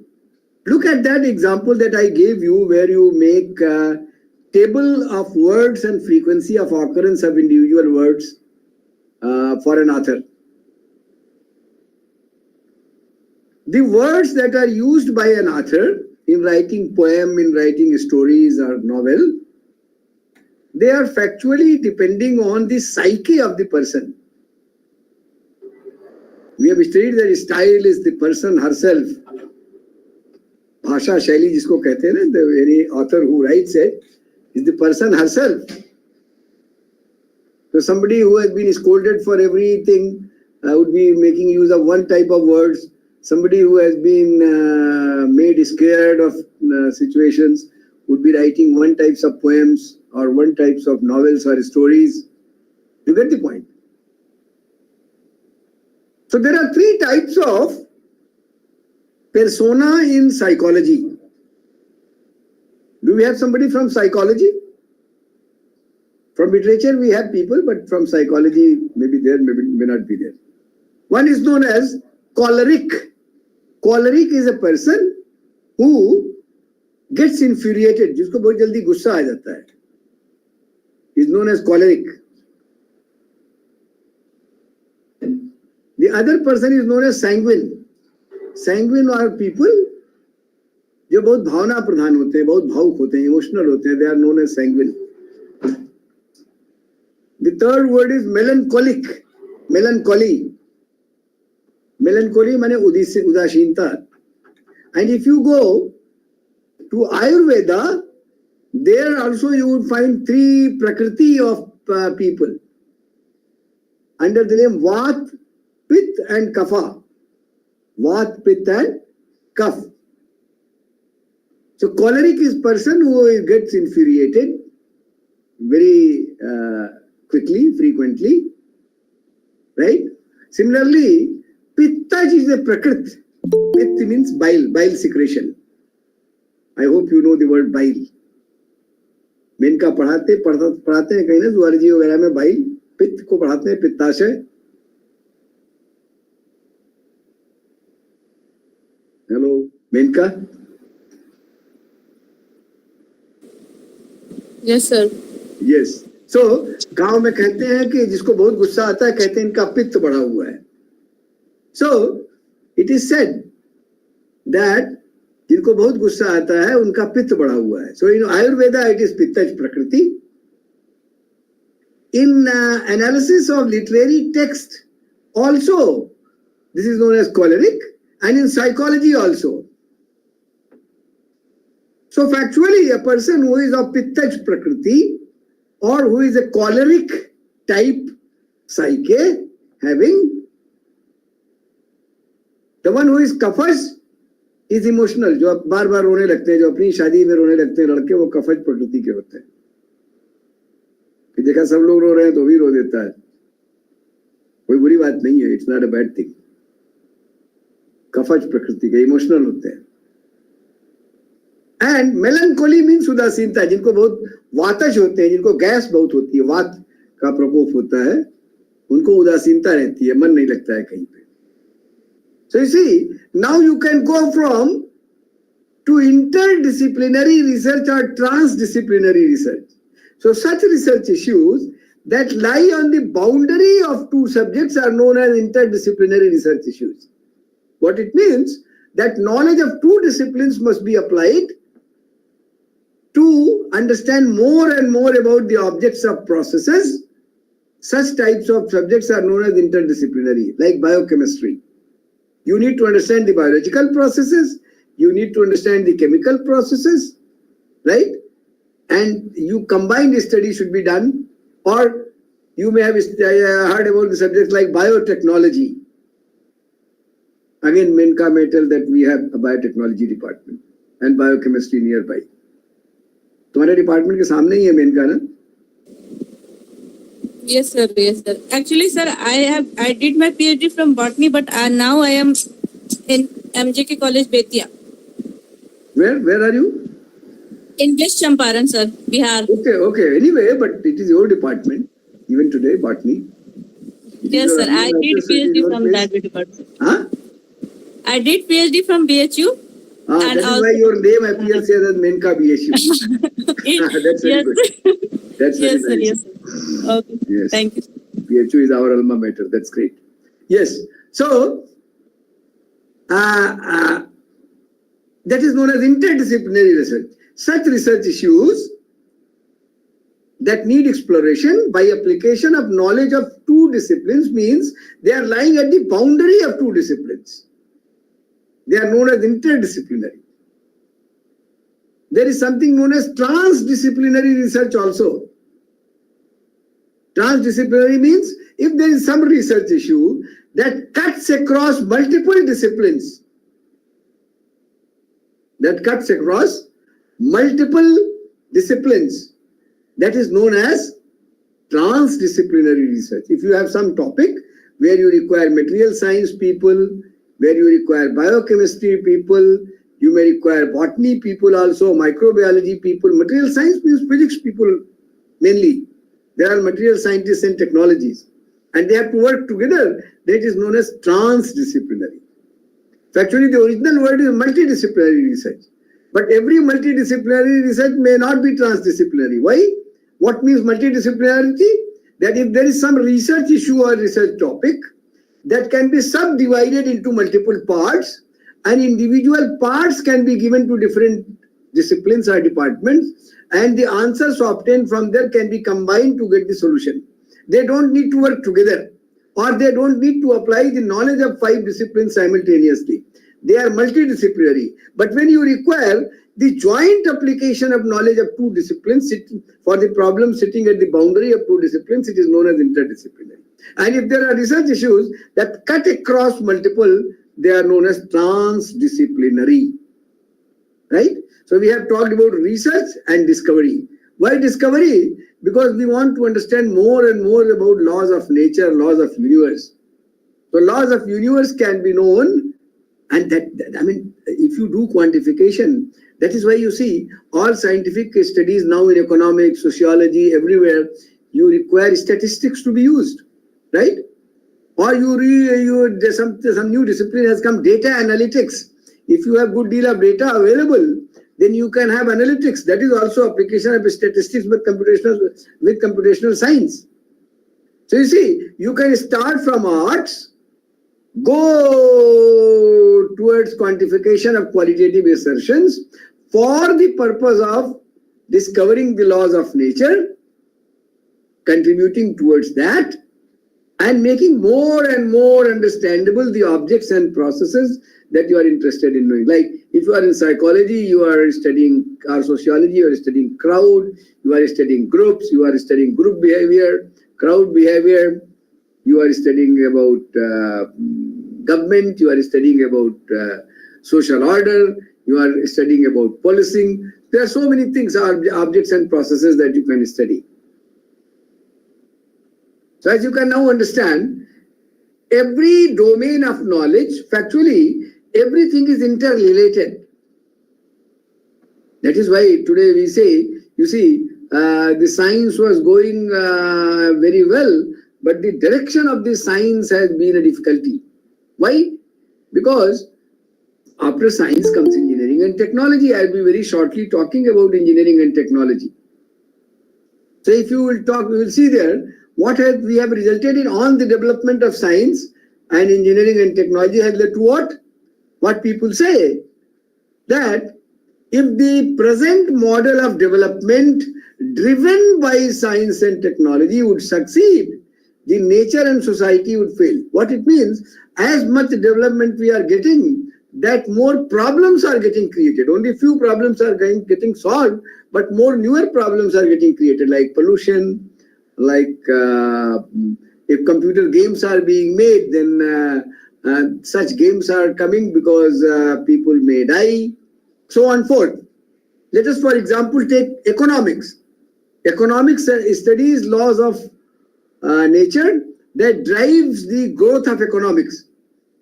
But then when you decide what type of growth should be there, what is the model of development that should be there so that the society is successful, and that is why people are saying that GDP alone was not sufficient.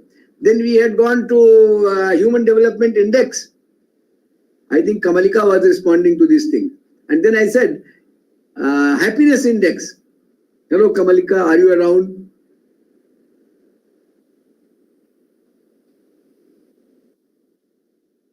Okay, anyway, so the idea is, anybody from social sciences could have responded. I am just taking one name because it is appearing in front of me. People talked about happiness index, and now there is a need to do new research to find out emotional well-being index. If people are emotionally well, so what types of economic processes should be worked out, investigated and designed so that people are emotionally well? What to say, that if you find out economic processes, you can devise, design, understand and design, make use of laws of nature so that people are emotionally well. Factually, जो अर्थशास्त्र हमारे यहाँ पढ़ते थे, तो अर्थशास्त्र उसको क्यों कहते थे? Because the economic processes that are described and studied there, they commensurate with the happiness of people. तो वो economics या वो अर्थशास्त्र जो लोगों को, समाज को हैप्पीनेस की तरफ नहीं ले जाता है, वो फैक्चुअली अनर्थ शास्त्र है, वो अनर्थ करता है. And that can be said for any subject that you study. Studying laws of nature and applying them. With this we can come to engineering. What is engineering? Right? So this can be done by scientific experimentation. Let us first look at engineering, and that, because I have to tell you that there is engineering everywhere. It is not to say that engineering is a field that is only for engineers. Like social engineers are there who create a new society. Whenever you create or you make something happen, that is what is engineering. Right? As I have told you earlier, nothing can happen in this universe that does not follow laws of nature. Everything has to follow laws of nature. You cannot make something happen. So we will say that when you know laws of nature, you can create such a situation that you can make happen something that follows laws of nature. Right? So suppose if somebody is studying climatology. Climatology is what? The science of climate. Climate change, climate formation, climate degradation, climate depletion, etc. That is what is studied in climatology. And how does rain occur and how can you predict whether rain would occur or not? That is what you study in the laws of climatology. Is it okay? Yes, So sir. if I know how does rain occur, right, I can make use of those laws of nature discovered by the scientists in climatology or in interdisciplinary way from physics, astrophysics, and many subjects would be involved there. Then I can create such a situation in this hall where I am sitting that I can make rain happen, make rain occur here in this hall. You may have seen that in cinema, movies, you may have seen artificial rains. You may have heard that through cloud seeding in UAE, they tried in Dubai to make rain happen, and excessive rain occurred very recently. Yes, sir. Right? It has happened. So that is what is engineering. What engineering does? Engineering makes use of laws of nature to make something happen that is not planned by the mother nature in this space during this time. That is what is engineering. Like some people are into political people, they may be interested in creating a riot. And in newspapers you will find a riot created by, riot engineered. We will say riot engineered. Means the nature or the universe did not plan a riot to be there. When does a riot occur? If suppose at location A, people of communities P and Q are living, and the people of communities P and Q are living at location B also. If at location B, people of community Q are told that people of community of P killed some people of community Q at location A, then people of community Q would get infuriated at location B and start attacking the other side. Right? So the law is that if this type of information is brought, but you see the final law is not information. Final law says that even rumor would suffice. This can be studied in sociology, how riots are engineered. It is not necessary that people of P, community P may have attacked people of community Q at location A. Mere rumor would be sufficient for getting some disturbances created at location B. So a riot engineered by a section of society. There is another word that is made use of in engineering that is known as innovation. And you see, science people would understand, again, may have been studied and come like there is something called genetic engineering. Yes, sir. Genetic People know engineering. about science of genes, and then you can genetically engineered organs, genetically engineered plants, GM foods, Yes, sir. genetically modified seeds. That is genetic engineering. Laws of science, cell biology, at genes level, etc., and modifying the gene level and creating a new thing. Again, laws of nature are known, that is why you can do it. Something that Mother Nature did not plan, but you can make it. You can make apple to taste like mango. I don't know whether it is done or not, but I am just wondering if that type of attempt, genetically engineered, modified characteristics of some item. Menka is trying to tell something. Is it there, something of this type? Yes, sir. Genetically modified plants are there. Okay. Also, a genetically modified animal has been made. Very good. Yes. वो कौन सा वो dolly भेड़ वाला system. Dolly. Shape. Right. These types of things are there. So that is what is engineering. Making use of laws of science. Like, as I told you, regarding the author making use of words. Now you can establish laws of social science and find out कि what type of upbringing a person had, कि बचपन में कितना मार पड़ा, कितना कष्ट सहना पड़ा, तो किस तरह का literature लिखता है author. Now you can engineer an author by subjecting to those types of environment and making him to have those types of experiences of life to become an happy author, to become a romantic author. So that is what would mean engineering. So if you know the laws of science, laws of nature, that are responsible for making somebody one type of author or the other type of author. And if those laws are discovered, you can do engineering of this. There is another word that is used as innovation. Has everybody heard about innovation? आजकल कह रहे हैं ना innovative होना चाहिए. Government भी कह रही है कि खूब innovative हो जाइए. Innovation बड़ा जरूरी है. Could somebody tell what is innovation? Creating something new. Creating something new, that is engineering. You can engineer something that follows laws of nature. No problems. Who is speaking? SK? Is it your name? Dr. S.K. Sekho, Sekho. Where are you from? Chandigarh University. Chandigarh University. Very good. Chandigarh University has got very good rank in certain subjects. I came across this news. Is it the same university? Yes, right? yeah. Is it the same university that Yes, appeared in news items that it got? Yes. Very yes, good. Congratulations. Yes. I'm very happy to know. Thank you, sir. So, innovation, let me give you an example. It is related to Punjab again. इसीलिए मैंने पूछा आप कहाँ से हैं तो मैं वहीं का एग्जांपल दूं innovation में. If there is some problem P in area A and there is another problem Q in area B, on face value P and Q don't appear to be okay. Some new idea somebody said invented being invention is something else.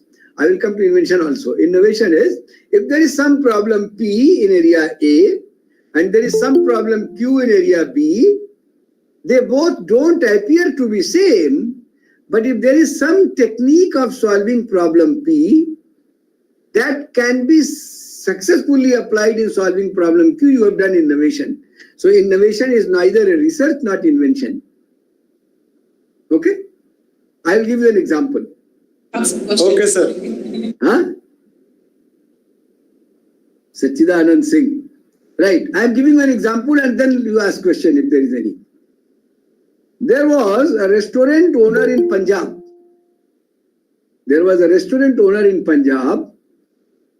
And he used to prepare very good lassi. So he would have to work with full family, husband, wife and children to make good lassi because many people are coming to drink lassi and making lassi is an strenuous job because mathna padta hai, right? So what he did, when the new washing machines came, he purchased a brand new washing machine.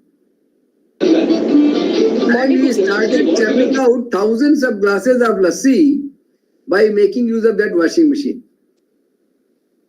तो washing machine तो लस्सी बनाने के लिए बनी नहीं थी, क्यों तारा? Sir modification technique को मॉडिफाई कर दिया उन्होंने. नहीं, उन्होंने क्या किया, उन्होंने क्या देखा कि जो काम कपड़ा घुमा के करना पड़ता है सफाई करने के लिए, उसी तरह का काम मथनी से जब आप लस्सी मथते हैं वहां भी करना पड़ता है. So the problem is same and the solution that is available is applicable here also. That is what is innovation. Problem P does not appear to be the same what is Q, but intrinsically, internally there is a problem, sub-problem at both the places where the same principle can be applied to achieve the desired result. Such types of things are known as innovation. So if there is a problem P in area A and there is another problem Q in area B and you successfully make use of the idea there, then you are giving an innovative solution to a problem for which a solution was there, but it may not have been cost-effective solution.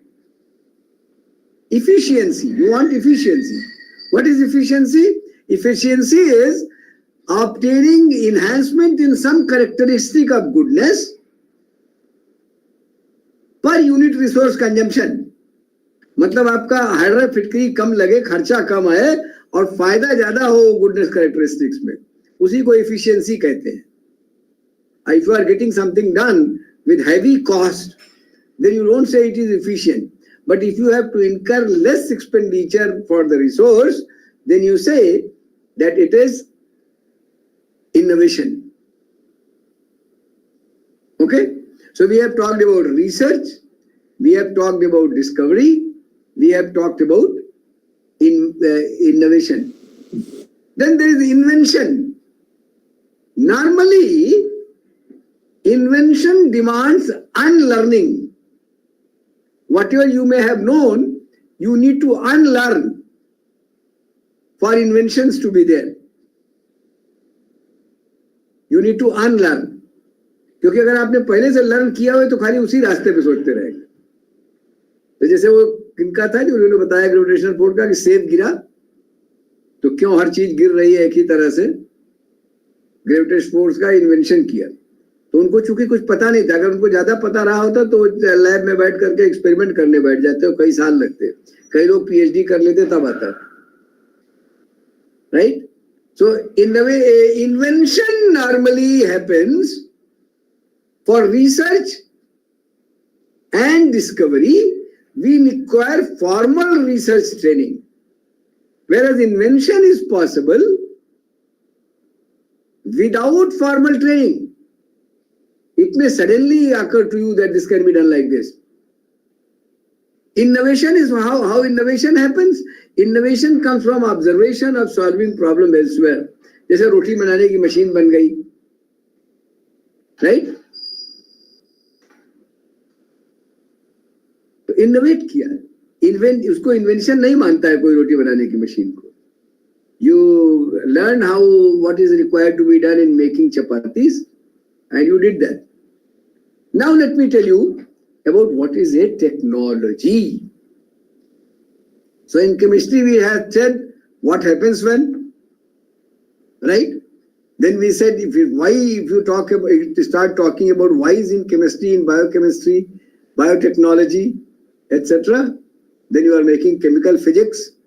There is biophysics also.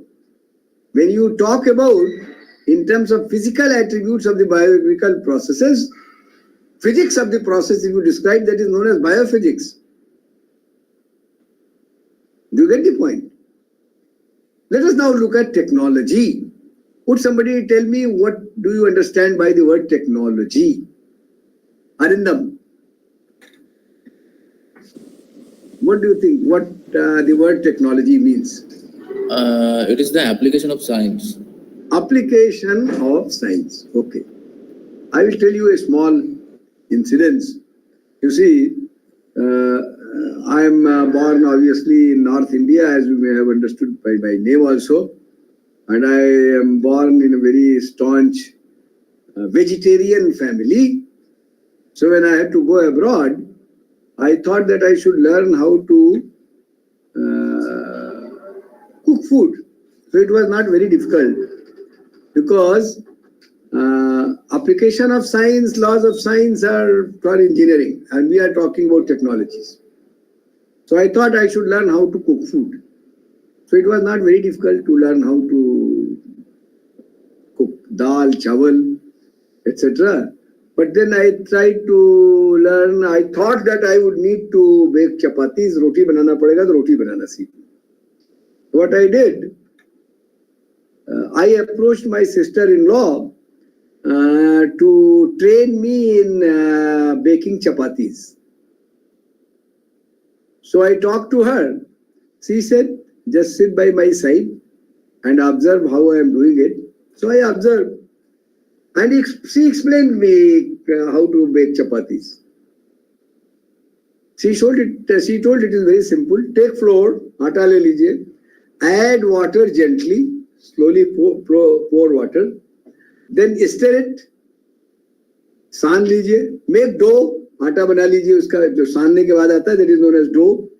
Then pluck small pieces, put it on the platform and roll it. बेलन से उसको roll कर लीजिए. Then put it on the hot plate, तवे पे डालिए, गरम तवे पे. Then flip it after some time so it is baked from both the sides. Afterwards, show flame and you get your chapati made.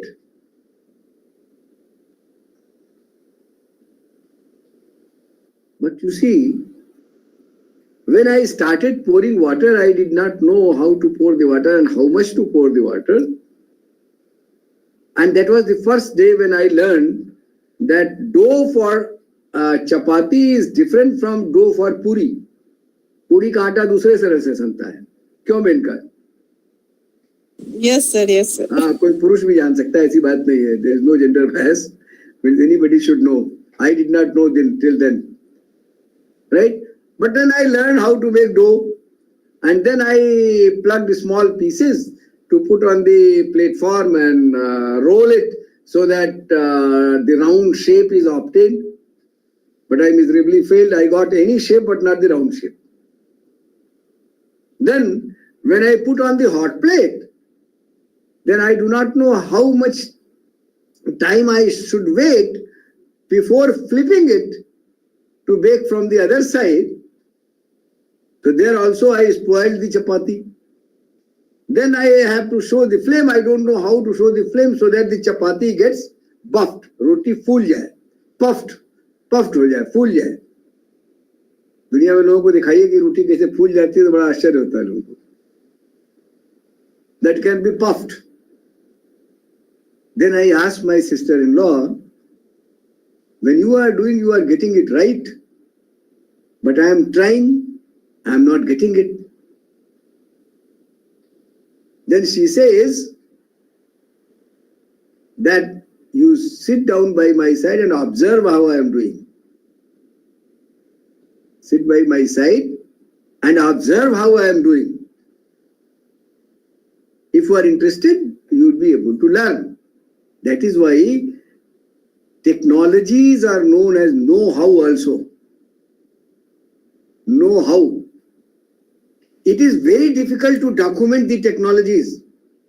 So you're like Arindam may be knowing that materials technology, that how to make materials, how to develop into devices from materials, transistor kaise banate hain.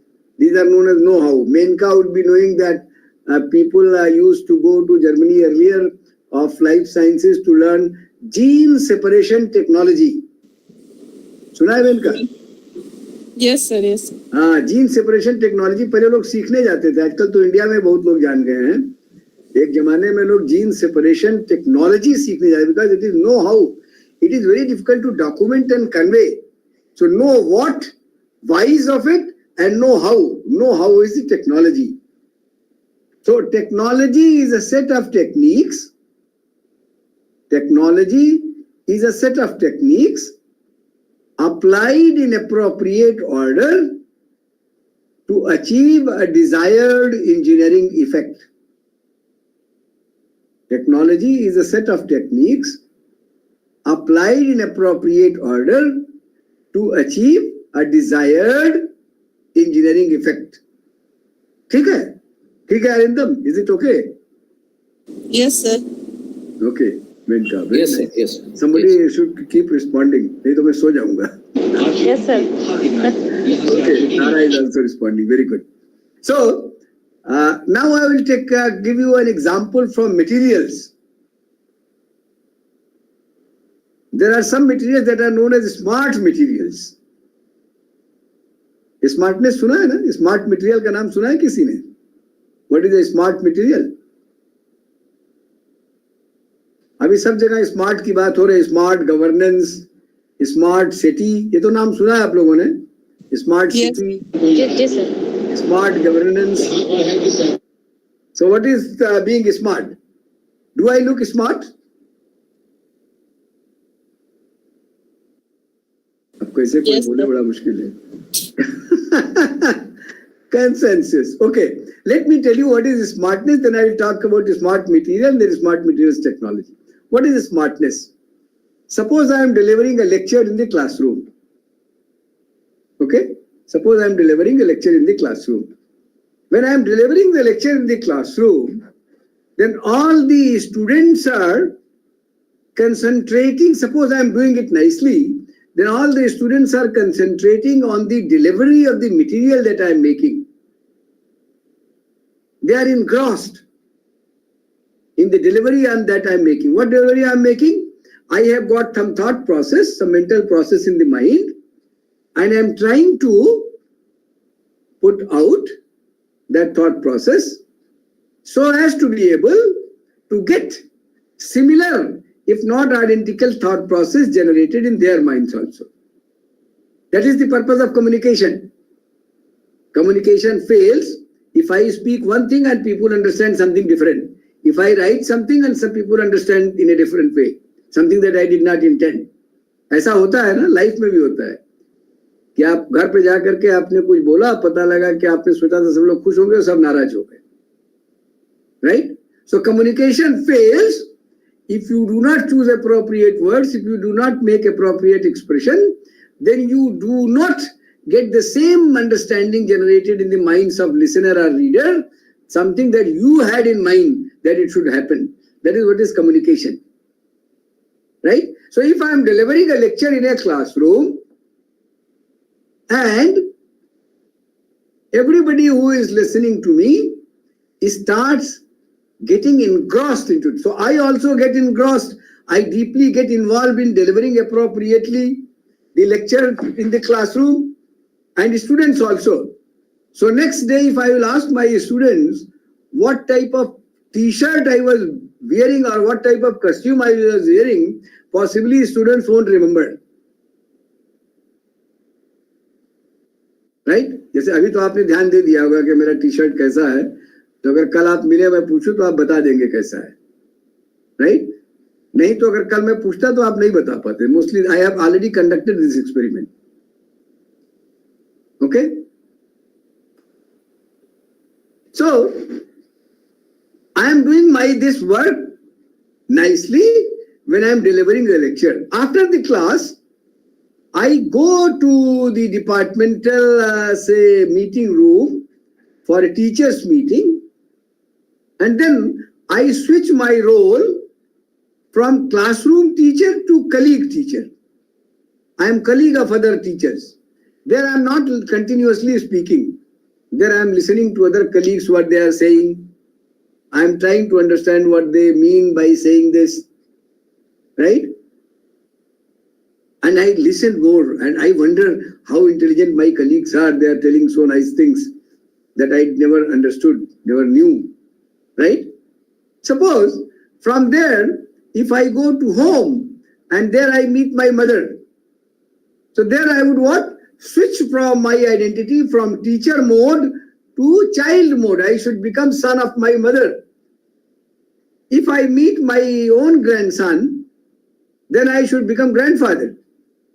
If I keep working in the teacher mode, then I am not grandfather. I am not available to my grandchild as grandfather. Right? So I am smart if I can switch from one type of characteristic. My mind, psyche and body is the same. But I smartly switch from one mode to the other mode. Right? So I am a smart person. तो smart को इससे नहीं होता है बस खाली कि कितना गोरा है, कितना काला है, बाल सिर में है कि नहीं है.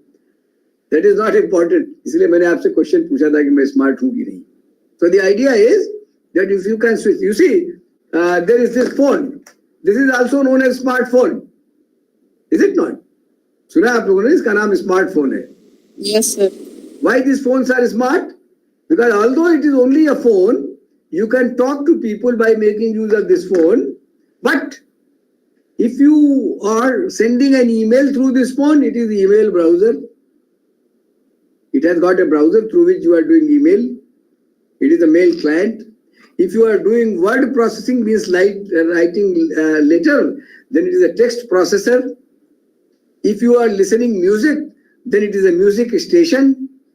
Right? If you are watching a movie, then it is a theater for you. So it is smartphone because it can switch from one mode to another mode as per the need of the stakeholder, the person who is owning the phone. You get this point? So that is known as smartness. So technology, the know-how, can make, can help in making smarter things. And there is a class of materials known as smart material. Arindam, can you tell something about what is a smart material? Yes, sir.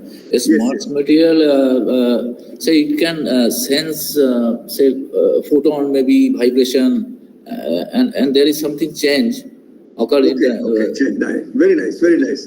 You are very correct. I will give you an example. Suppose I have to put up electric wires in a place where the temperature can go up to -60, and during summer it can be up to +40 or +50 degree, right? So I will require to make use of materials technology to make such a smart material which can deliver appropriate electrical characteristics in -60 temperature also, and in +50, +60 temperature also. So you make a material under different situations. It can smartly, very good, PT100, Arindam has given the name, right? And that is known as smart materials. That is known as smart material. So factually, in the scientific pursuits, there are two ways of solving the problems. One, for which you have direct mathematical methods for quantification and processing of data. There you have got computational programs and you get good deal of data and you can draw inferences. You can draw multiple inferences to draw various conclusions. So there are two ways of conducting scientific investigation. One is known as theoretical way, and the other is known as experimental way of obtaining results. So that is why you will find some people are known as theoretical physicists. Some people are known as working in experimental physics. In sciences also, there are some people, normally you will find life sciences people, they are doing experiments because quantification is difficult there also. That is why many people would keep on doing experiments. They would generate data, make use of data, then apply statistics and draw inferences. And when you have got good deal of data, then you can draw inferences and create knowledge. By drawing inferences means drawing meaning from the data. There is a very good book from M.J. Moroni under the name Facts from Figures. That if you have got figures, अगर आंकड़े हो आपके पास, तो आप उनसे तथ्य कैसे निकाल सकते हैं? Facts from Figures by M.J. Moroni. It is a very simple book. If you want to study, you can learn from that book. It is available in BHU library also. M.J. Moroni, M-O-R-O-N-E-Y, is from United Kingdom. He wrote a very interesting book. He himself was only a BA. He was not that type of thing, but he wrote a very good book from Facts from Figures. कि अगर आंकड़े दियो तो तथ्य करिए. It is just like a novel. It gives examples like of in football, how many goals should be hit, how to find out that. He writes those things, Facts from Figures. So if you are interested in learning how data science makes use of data to draw inferences and create knowledge from quantification, then Facts from Figures is a good book because it does not give boringly heavy way of explaining statistics. So if you are first learner of applying and making use of computational science later as data science for carrying out research, then you can read that book, Facts from Figures. Right? And it is a very good book. It is written like a novel. When if you are traveling in a train for 15 hours, 16 hours or 20 hours, you can read that book. And once you have read that, then you can read another book by Bernard Ostle, O-S-T-L-E, Bernard Ostle. The name of the book is Statistics in Research. In research, how you can apply. And then you can catch hold of some computational science, data science person. And if you data either you can generate or on various sites also data is available. Sir, please repeat the name of Bernard. Bernard Osel, B-E-R-N-A-R-D. Bernard Osel, O-S-T-L-E, Osel. Bernard Osel, O-S-T-L-E. The name of the book is Statistics in Research. But I would recommend that you first read by M.J. Moroni, Facts from Figures. Right? Let us look at what is experimental science. What is experimental science? So theoretical science means what? That you learn from theoretical understandings, make models, and carry out simulation studies and put many objectives. What is a model? कोई बताएगा कि model क्या चीज है? What is a model?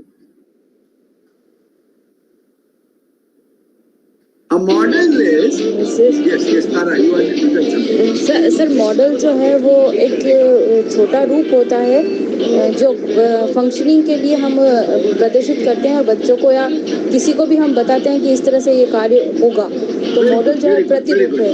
You have reduced my work.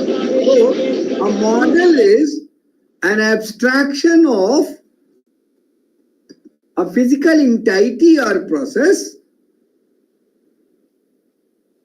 that makes use of only those attributes of the real object or process that are important and relevant for this purpose of study. For example, I will tell, if you will go to Faculty of Visual Arts in our country, in our university, in BHU, तो आप देखिएगा कि वहां पे मूर्तियां लगी हुई है, मूर्ति कला संकाय है हमारे यहाँ यूनिवर्सिटी में, right?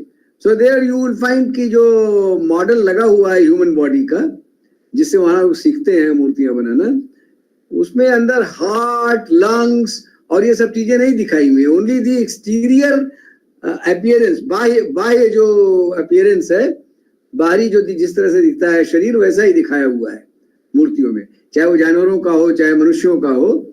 So that is a model of the human body or any living body or inanimate body, non-living body. Okay? So it is making use of only those attributes, characteristics, parameters of the living bodies that are sufficient for showing the sculpture. But if you go and see the human body model, there in anatomy department or in zoology department, there in the model you will find that heart is shown, lungs are shown, intestine is shown. क्यों मैंने कहा पढ़ाया होगा जब school में biology वगैरह में इस तरह के मॉडल्स दिखाए होंगे. Yes, sir. Right? So that is what is a model. There is a purpose of study, and we create a model that describes the real object or process in terms of only relevant attributes or parameters responsible for defining the process or the object. Some processes can be modeled in terms of mathematical equations also. They are known as mathematical models. If you are describing dynamics of, let us say, cell biology, then you can show a Markov chain. A Markov chain describes the state of the dynamics, state transition of dynamics in terms of attributes where the one state depends on the previous state. So that is what is known as creating a model. That is how theoretical physicists or theoretical scientists would study some processes. Arindam must be studying subjects where these types of mathematical models are used for by theoretical scientists. So they do modeling and simulation. Who is there? Yes, you have raised hand. Mamta Shrimali. Do you have a question? Please ask. You can show your face also. You can put on your camera on so that Mamta, please do ask the question. You have raised a hand. Acha, open queue. She's not there. She wants to get in or what? Mamta Shimali, I can see you. Is there any problem? Have you written somewhere?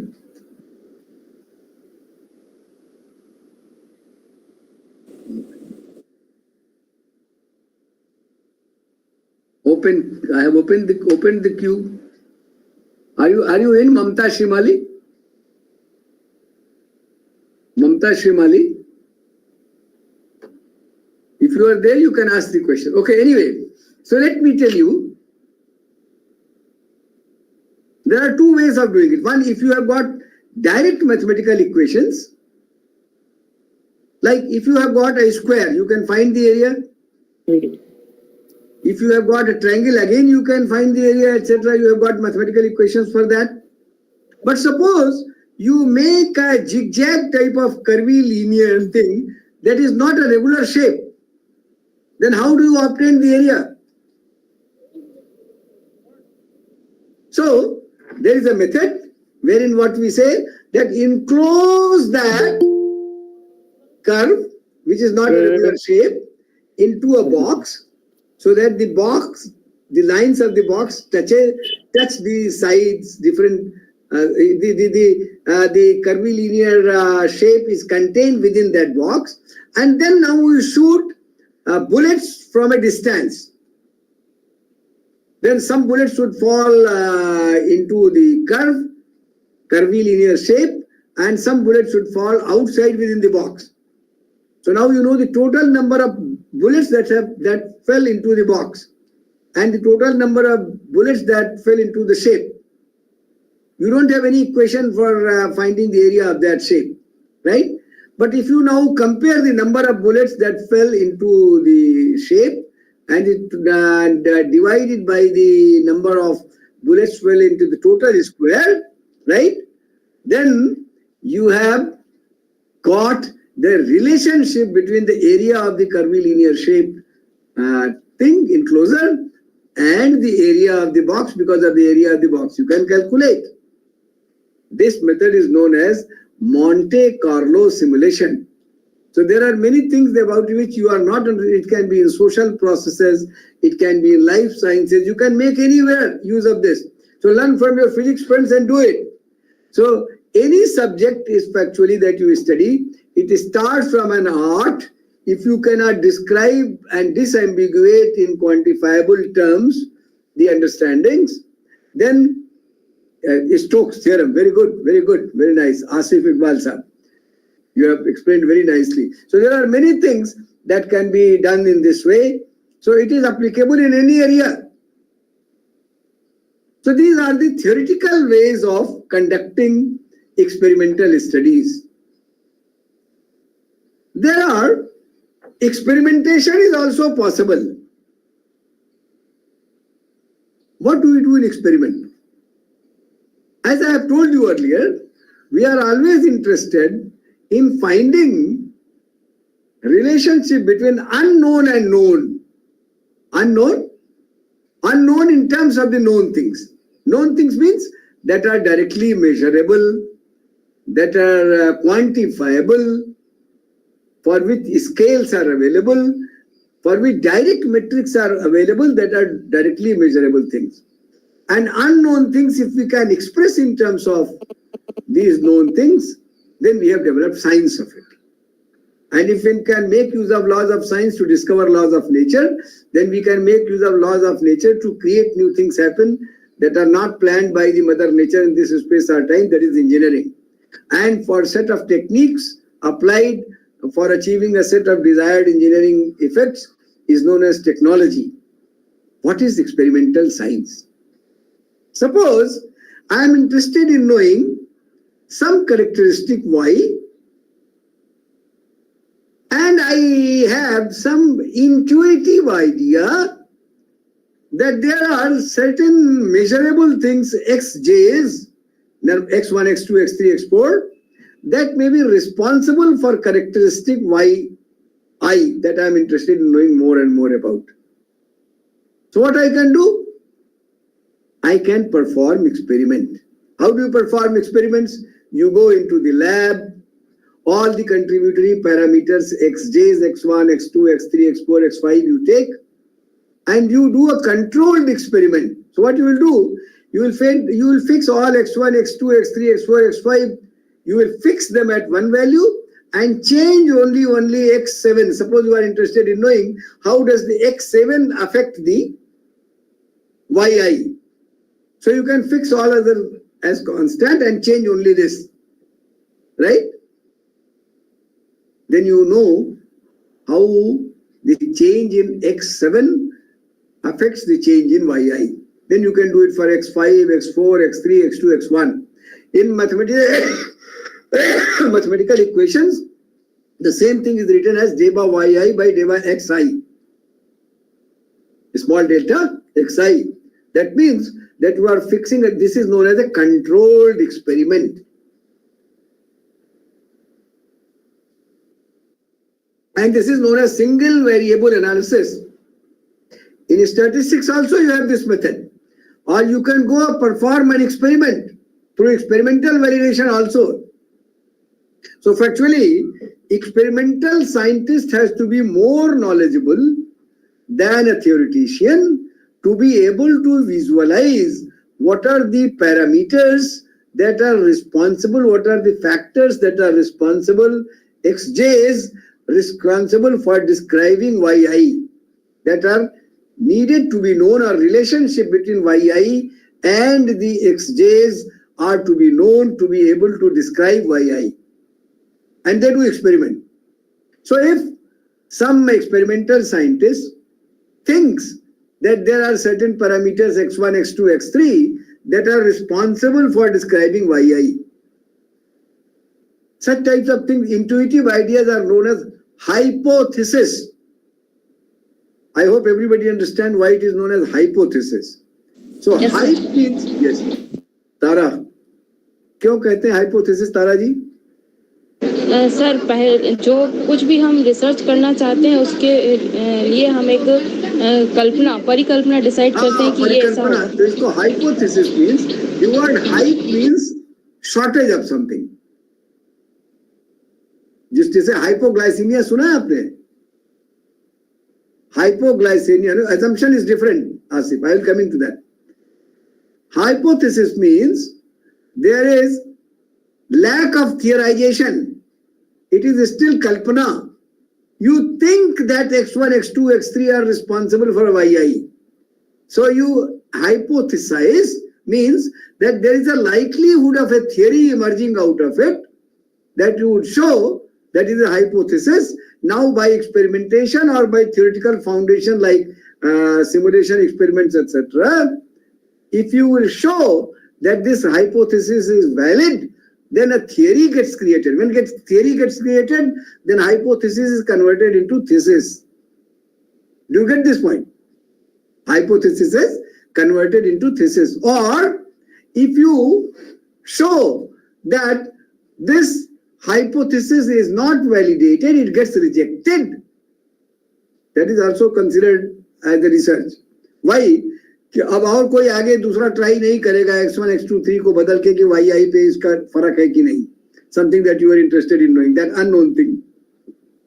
There is a journal known as Journal of Negative Results. That is also very good. Because कोई अपना दूसरा time बर्बाद नहीं करेगा उस पे. So you start with a hypothesis and then you conduct experiment and you take x1, x2, x3 and change individually xi's. And then you take combinations, a multivariate analysis, etc. you can do. And you can find out how a change in xi's describe the change in yi. And if they are insignificant, then obviously the hypothesis gets rejected. Right? Then some other people would come and then they will find out some other parameters and say those are responsible for this. It is just like when people first analyze force, with great deal of experimentation, they come to understand that it is mass into acceleration. Other things are not important because it is a physical thing, force. So you need physical attributes. So attributes like mass and displacement are sufficient to be known per unit time and time. Mass, displacement and time. These are three things that if you know, you can describe a force. Be it political force or economic force. There also you can describe it. So experimental scientist is a person who makes use of method of conducting observations by analyzing the change in the contributory parameters xj's and how they affect the yi. वो चंद्रशेखर थे ना जिनको Nobel prize मिला था, उन्होंने ribosome वगैरह पे काम किया था शायद, क्या कोई थे जो केमिस्ट्री के, आई डोंट रिमेम्बर एग्जैक्टली। उनसे किसी ने पूछा कि you are such a great scientist because you have made wonders, ठीक है ना। तो साइंस का रिसर्च ऐसे ही चलता है कि suppose there are some 100 xi parameters that are supposed to be responsible for change in yi, for understanding yi. So what will happen? Many people who do research would catch hold of 5 parameters and show that nothing happens, publish it, so nobody else would be trying. फिर बाद में 95 parameters बचे और 5 किसी ने किया तो 90 बचे, फिर बाद में करते करते कम बचेंगे एक्सपेरिमेंट करने वाले को, बाद में कोई करके निकाल के दिखा देगा। तो somebody asked Chandrasekhar, you are a great scientist? He said, no, I am a great scientist today because many people who did experiments earlier, they experimented with all 95 of the 100 parameters that will affect yi. Only 5 parameters were left. So I was born at a time when there were no other parameters to be studied. I studied it and I got great results and I got Nobel Prize for it. Do you get this point? So in experimental science, that is why when you write a research paper, you are humble. You always say that people have toiled a lot. They have done so much of study. There were a few things that escaped eyes of others. There were some characteristic parameters that escaped eyes of material characterization में खूब होता है ये. Now I have observed the effect of those parameters on this unknown thing that we were measuring, we were talking about, and the whole picture becomes more beautiful. That is why a good deal of humility is required in writing research papers. So you add the more body to the doubts, to the body of knowledge, right? So you add, you don't say that this parameter was also responsible and others were fooled, they could not find it out. What you say, that it is not the problem of others, they were trying, but this parameter escaped eyes of others. As if ये parameter खुद ही कहीं छिप के बैठ गया हो, लोग खोज ना पाए हो, मुझको संयोग से दिख गया, by chance I could find this, and now you see the whole picture has become more beautiful and more understandable. That is why it is called as, yes, Venkat Raman Ramakrishnan sir. Thank you very much. Chandrasekhar ji has told. Very nice, yes. Right. So that is how research flourishes. So either there is experimental science or theoretical science. Both are doing the same purpose. ये वैसे ही जैसे ज्ञान मार्ग और भक्ति मार्ग है, ईश्वर को कैसे पा जाएंगे, जो आप कहना चाहें कि आप सूफिज्म की तरफ से जाना चाहते हैं, किधर से जाना चाहते हैं. The basic idea is you are trying to learn more and more about unknown, undescribable, in terms of known and describable relationships and entities, measurable, quantified things. So throughout the whole life, we are interested in factually working out these types of relationships that describe newer and newer understandings. Factually, the knowledge is one vast thing. Just because it is very difficult to understand its entirety, so we have divided into multiple parts like physics, chemistry, mathematics, biochemistry, etc.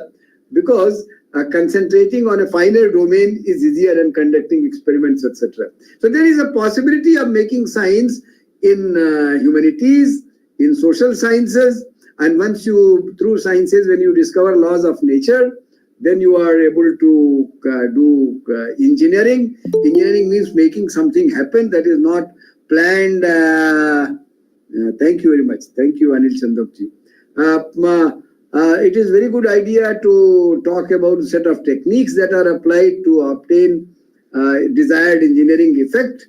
So experimental science and theoretical science they all pursue the same direction. But experimental scientists need to be more visionary because they have to visualize and they have to come out with hypothesis. Many a time some hypothesis is given, but it is proved many years later. So those who have studied chemistry, they may remember that you studied Avogadro's hypothesis. Hypothesis means he visualized that it is likely to be this type of relationship. He gave also. But later some people would prove that factually this is what happens. Like many people have tried to study the happenings that occur in the sun because of which light and heat gets generated. So you can't go and do experiment there inside. So helium, proton cycle, etc. People studied, they came with hypotheses, then they did some theoretical physics, some experimental science. Similar is the case in the chemistry, in biochemistry, in biotechnology. People tried to understand how characteristics of human being or traits are made. They started genes and responsible for certain things and so on forth. So these have been the methods of development of science. So my objective was to bring home this point that start looking at the concerns that theoreticians do have, concerns that professionals do have, experimental scientists do have in your area. So catch hold of some research papers, some early research papers that talk about concerns of scientists, individuals, society in your area of study that you have. Then try to understand the qualitative assertions that people have made. And then try to go for quantification of those understandings. If you go quantification towards those understandings, you do qualitative improvement in the, you will do disambiguation of the knowledge that is being there, made there. So just go and find out research papers and find out concerns. And if there are associated difficulties and constraints, then you have identified challenges. The first important thing to do in a research is to write papers on researchable issues in the area of your study, investigative study. If you can write a good research paper on researchable issues, you are factually doing a great service. So wherever you are sitting in a remote college, these days internet is available everywhere. Get a subscription and read a lot and find out researchable issues that are there. On any topic, if you can categorize, review papers are written this way, that people write about research issues that people have talked about.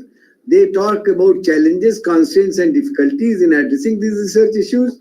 Then identifying small or big problems that need solution. Then find out whether the problems are describable in terms of certain properties of the objects involved or the processes involved, whether they are quantifiable or not. If they are not quantifiable as of today, then you develop metrics, etc. for their quantification, make use of modeling and simulation, either do theoretical study or do experiments. Somewhere like in social sciences, etc., where experiments is not possible, you do a survey. You make a questionnaire and do a survey. From survey, you get data. Or data may have been generated elsewhere. You make use of the data for making scientific observation, for making predictions, etc. Right? This is what is the objective I had in mind before. I thought instead of delivering something that is written in the books, etc., and boring you with new materials, these days Google, etc., is available to search for materials on what is research, what is development, in how many ways you can get research grants. You see, if you have identified a good research issue that leads to a problem that warrants application of knowledge of two disciplines, like if you are in psychology, if you are in literature field, catch hold of somebody from psychology and sociology and find out, just as I said, the words being made use of. You can find out the type of psychological things, etc. You can do interdisciplinary research, and you don't need to write programs on their own. Catch hold of a statistics person, catch hold of a computer science person who can write programs, and you can submit project proposals to the funding agencies and get research projects. Right? What is a project? something is a project if there is some resources involved, right? And there have to be some effort so that with lesser use of resources, you produce nice results. Suppose if there is a marriage in your family, मान लो बहन की शादी है, ठीक है? So if parents are there to arrange the marriage, then you are a happy person. आप जाइए, नाचिए, गाइए, खाना खाइए, enjoy कीजिए, dance कीजिए और शादी में शरीक होइए. But suppose if you are the one who has to arrange a marriage, then you have to worry about who is the right person for your sister. Then you have to worry about the finances, कि पैसा कितना लगेगा, कैसे खर्चा होगा, क्या इंतजाम होगा. So when you have got cost involved, when you have got scheduled time involved, how much time and there are goodness characteristics of the product or process that you will pursue, then it becomes a project. So if you have to marry, if you have to participate in marriage of sister, where you have to arrange everything, then it is a project for you, right? So what is a research project? If there is an objective, and for pursuing the objective, you have to devise mechanisms and ways of organizing either experiment or survey involving a mathematician, a statistician, or computer programmer for making mathematical models, etc. Then you can write a research project. That is how a research project is written. If you are interested in knowing more and more about it, you can always find my email address for organizers, and you can fix time with me. I will help you in creating models in your areas of studies, whatever they are. I will need time to spend with you because I am not expert of every subject. So, but I can help you in creating research objectives, research problems, and identifying the method of conducting theoretical or experimental research in your area. And I can happily devote some time. If you happen to be in Banaras, you can meet me also. So my name is A.K. Tripathi, Anil Kumar Tripathi. I am Professor of Computer Science and Engineering at IIT BHU. BHU is a big campus, good campus. I invite you that you visit BHU and enjoy the serene beauty of this campus and learn from others and give your knowledge to people here in the campus and enrich yourself and do nice research. The rest of the time I am leaving for interaction. So if you have got any questions, I welcome the questions that you would like to make. Or if you want to make certain comments, you can make comments also. I'll be very happy if you want to give me a comment regarding how should I organize my lectures in future so that it is interesting or more interesting to audience so that people can learn. Because what I thought that rather than giving you bookish knowledge, I would better pass on to you my own understanding of my journey of 39 years of service as a teacher and researcher in the academic field, how I have understood what is research, what is innovation, what is invention, and how pursuits are made, and how theoretical and experimental science is done. So I have tried to give you that much. So if you want to ask any question, you are most welcome, or you can put up a question, or if you want to speak, you can kindly put on the camera also. I would be happy to see you talking when you talk. And, Sir, there is one query. Sorry? Hello. I mean, Sir, there yes. is one query. Huh? Sir, there is a one query from my Yes. side. Besides this session, sir, can you connect to the Teaching and Learning Center? Because they have not provided the PPTs of all the session. And Human value? No, sir, PPTs of sessions. This whole program sessions. Achha, whole program? Yes, sir. Whole, from 14th onwards? Yes, sir. They have promised Thank you, to provide. Dr. Channamma. Okay, whole session. I will convey this thing. PPTs. I'm very sorry from my side. You will not get PPT because I have not prepared any. No, sir. Not issue of yours, but. I understand. और दूसरों लोगों का PPT वो लोग भेजे नहीं हैं अभी. अच्छा अभी आया नहीं है. When I have just talked to organizers site and when they will get, they will supply you because your email addresses are there. Yes. So you will get it finally. They either write up or something you will get from them when people submit. Any other questions or queries?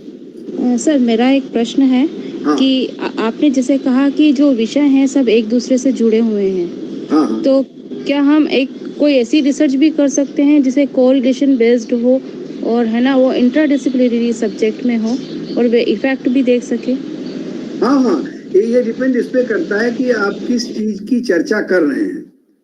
जैसे कि उदाहरण के तौर पे, जैसे कि मान लीजिए कि आप ये समझना चाहते हैं कि कोई क्षेत्र है, कोई समाज का कोई क्षेत्र है, और जहाँ पे आप देख रहे हैं कि वहाँ पे चोरी बहुत बढ़ गई है या किसी तरह का क्राइम बढ़ गया है। आपका क्या विषय है तारा जी, किस फील्ड से आती हैं आप? सर मैं एजुकेशन फील्ड से हूँ और बेसिकली मैं साइकोलॉजी में भी थोड़ा इंटरेस्ट रखती हूँ और पॉलिटिकल साइंस में भी। और अगर बहुत बढ़िया, आप तो खुद ही ट्रांसडिसिप्लिनरी हैं।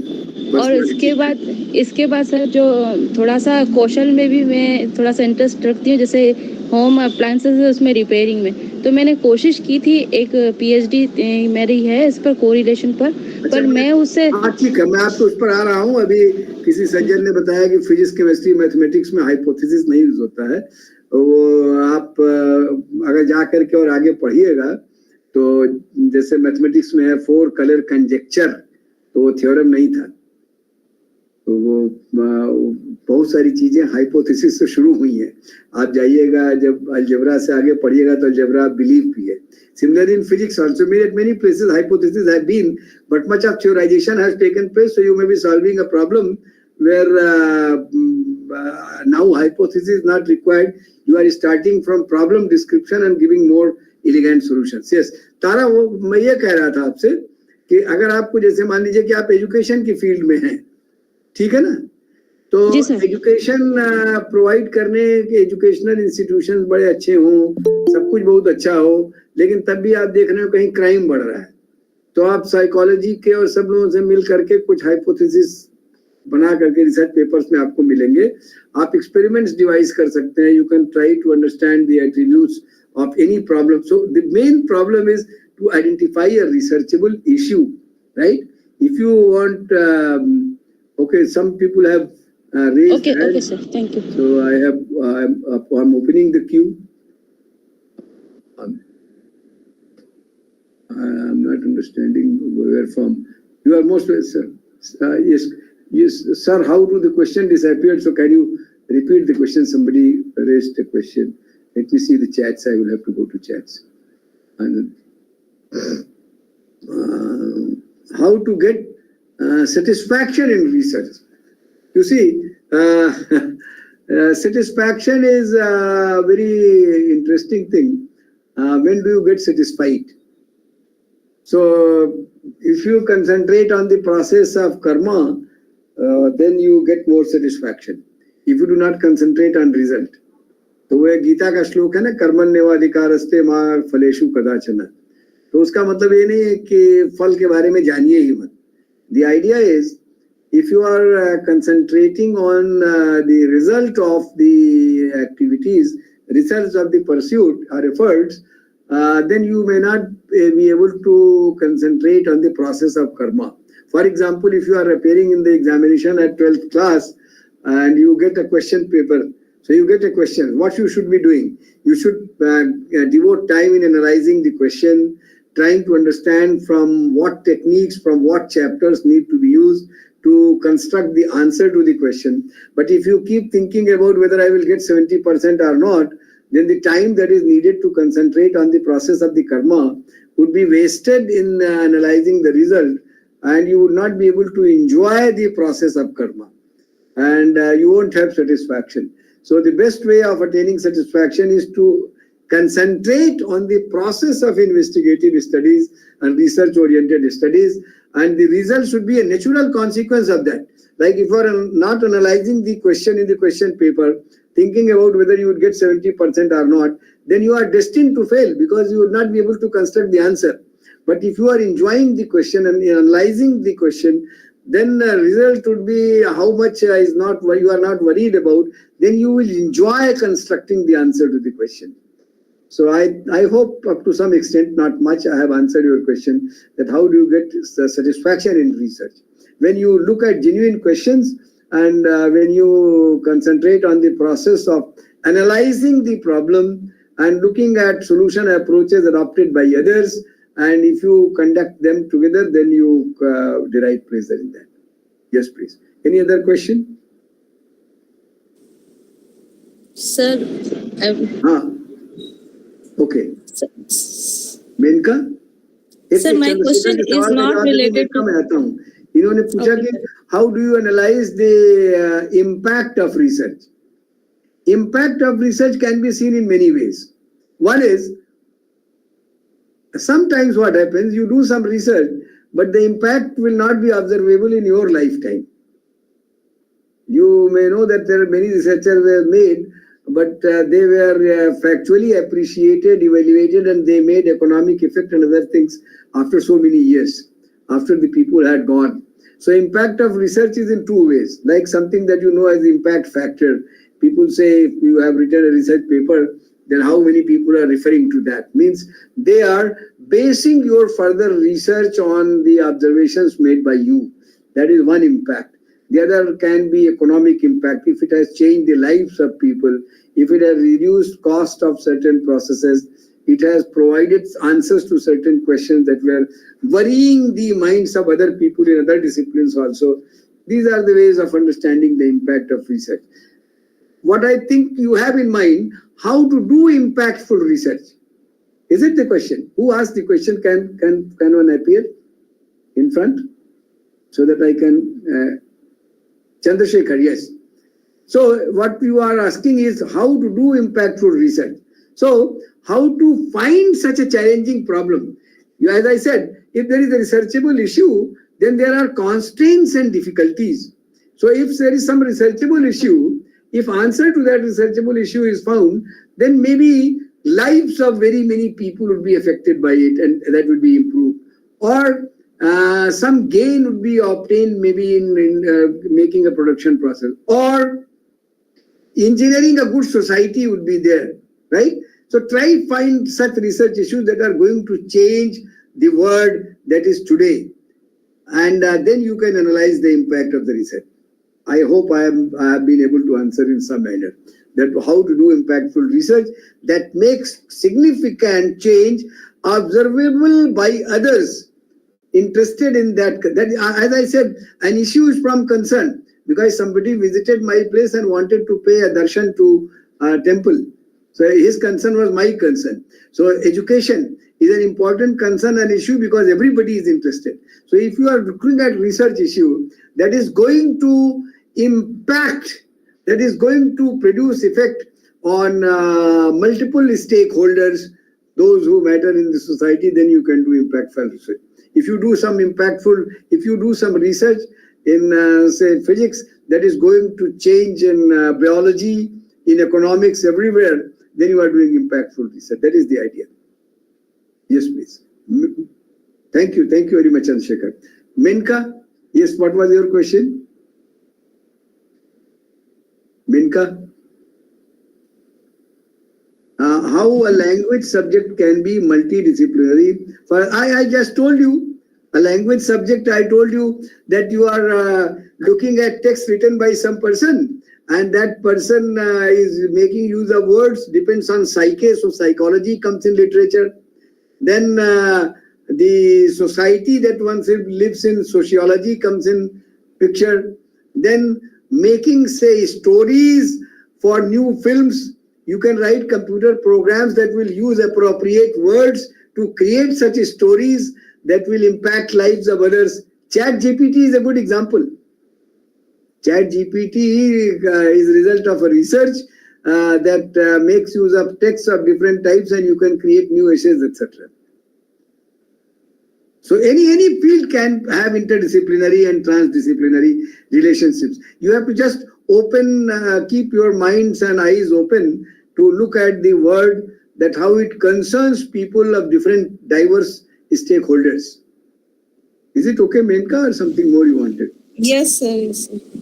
Okay, thank you. I am so very happy. Now there are only 2 minutes left for finishing it. I am thankful to you all for having listened to me, given very patient hearing to me. I spoke all along, borrowing my understanding from various years of experience. So thank you very much. It is always very interesting to speak to teachers, researchers of various places. It would have been much better to talk to you in a physical mode. Thank you, Kusum, for showing you up. That's very nice. I'm very happy to have. Where are you from? Dr. Pankaj. Thank you. Thank you also. Arindam Chakravarti, so nice to see you all. Kusum Lata, कहाँ से हैं आप? Arindam and Anil Chandok. Thank you. Thank you so much, sir. Sir, I am from Chandigarh University. Chandigarh University, yes, you told. Right. Very nice. Thank you very much. I'm very happy that you liked the lecture. Tara and Amit Chaudhary from Kanpur, very nice. It is a nearby place from us. So do visit Varanasi, come to BHU and we will meet. So thank you, Suryavanshi ji. Namaskar. Mamta. Sir, it's a great learning center, BHU. Alpana, thank you very much. Thank you. I'm very happy to see glowing faces and happy mood. Uma, it's so nice. Thank you so much, sir. Sir, this session was very nice, sir. Thank you. Sir पूरा programme करके काफी अच्छा लगा, काफी कुछ सीखने को मिला सर। हाँ, बहुत बढ़िया है। आइए मिलिए कभी, बनारस साहिब को मिलिए। बिल्कुल सर, आएंगे जरूर, आपसे मिलेंगे। हाँ जरूर आइए मिलिए, मेरा आपको एड्रेस इनसे मिल जाएगा, जो भी आपके ऑर्गेनाइजर हैं इनको लिखिएगा। एक साथ कई लोग सुन रहे थे, लगता है अल्पना के यहाँ। Very nice. कुसुम लता, अच्छा thank you Kusum Lata, very nice. Tara, बहुत नमस्कार। I think I can sign of.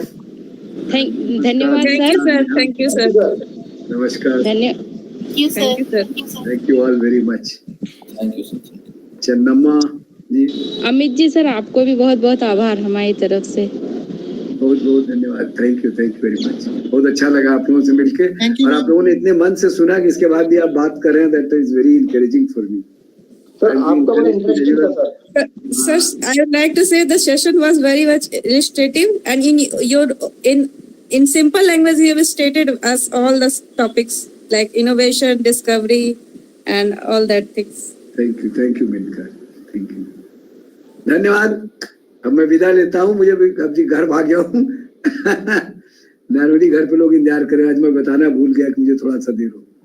ठीक है, थैंक यू सर। नमस्कार।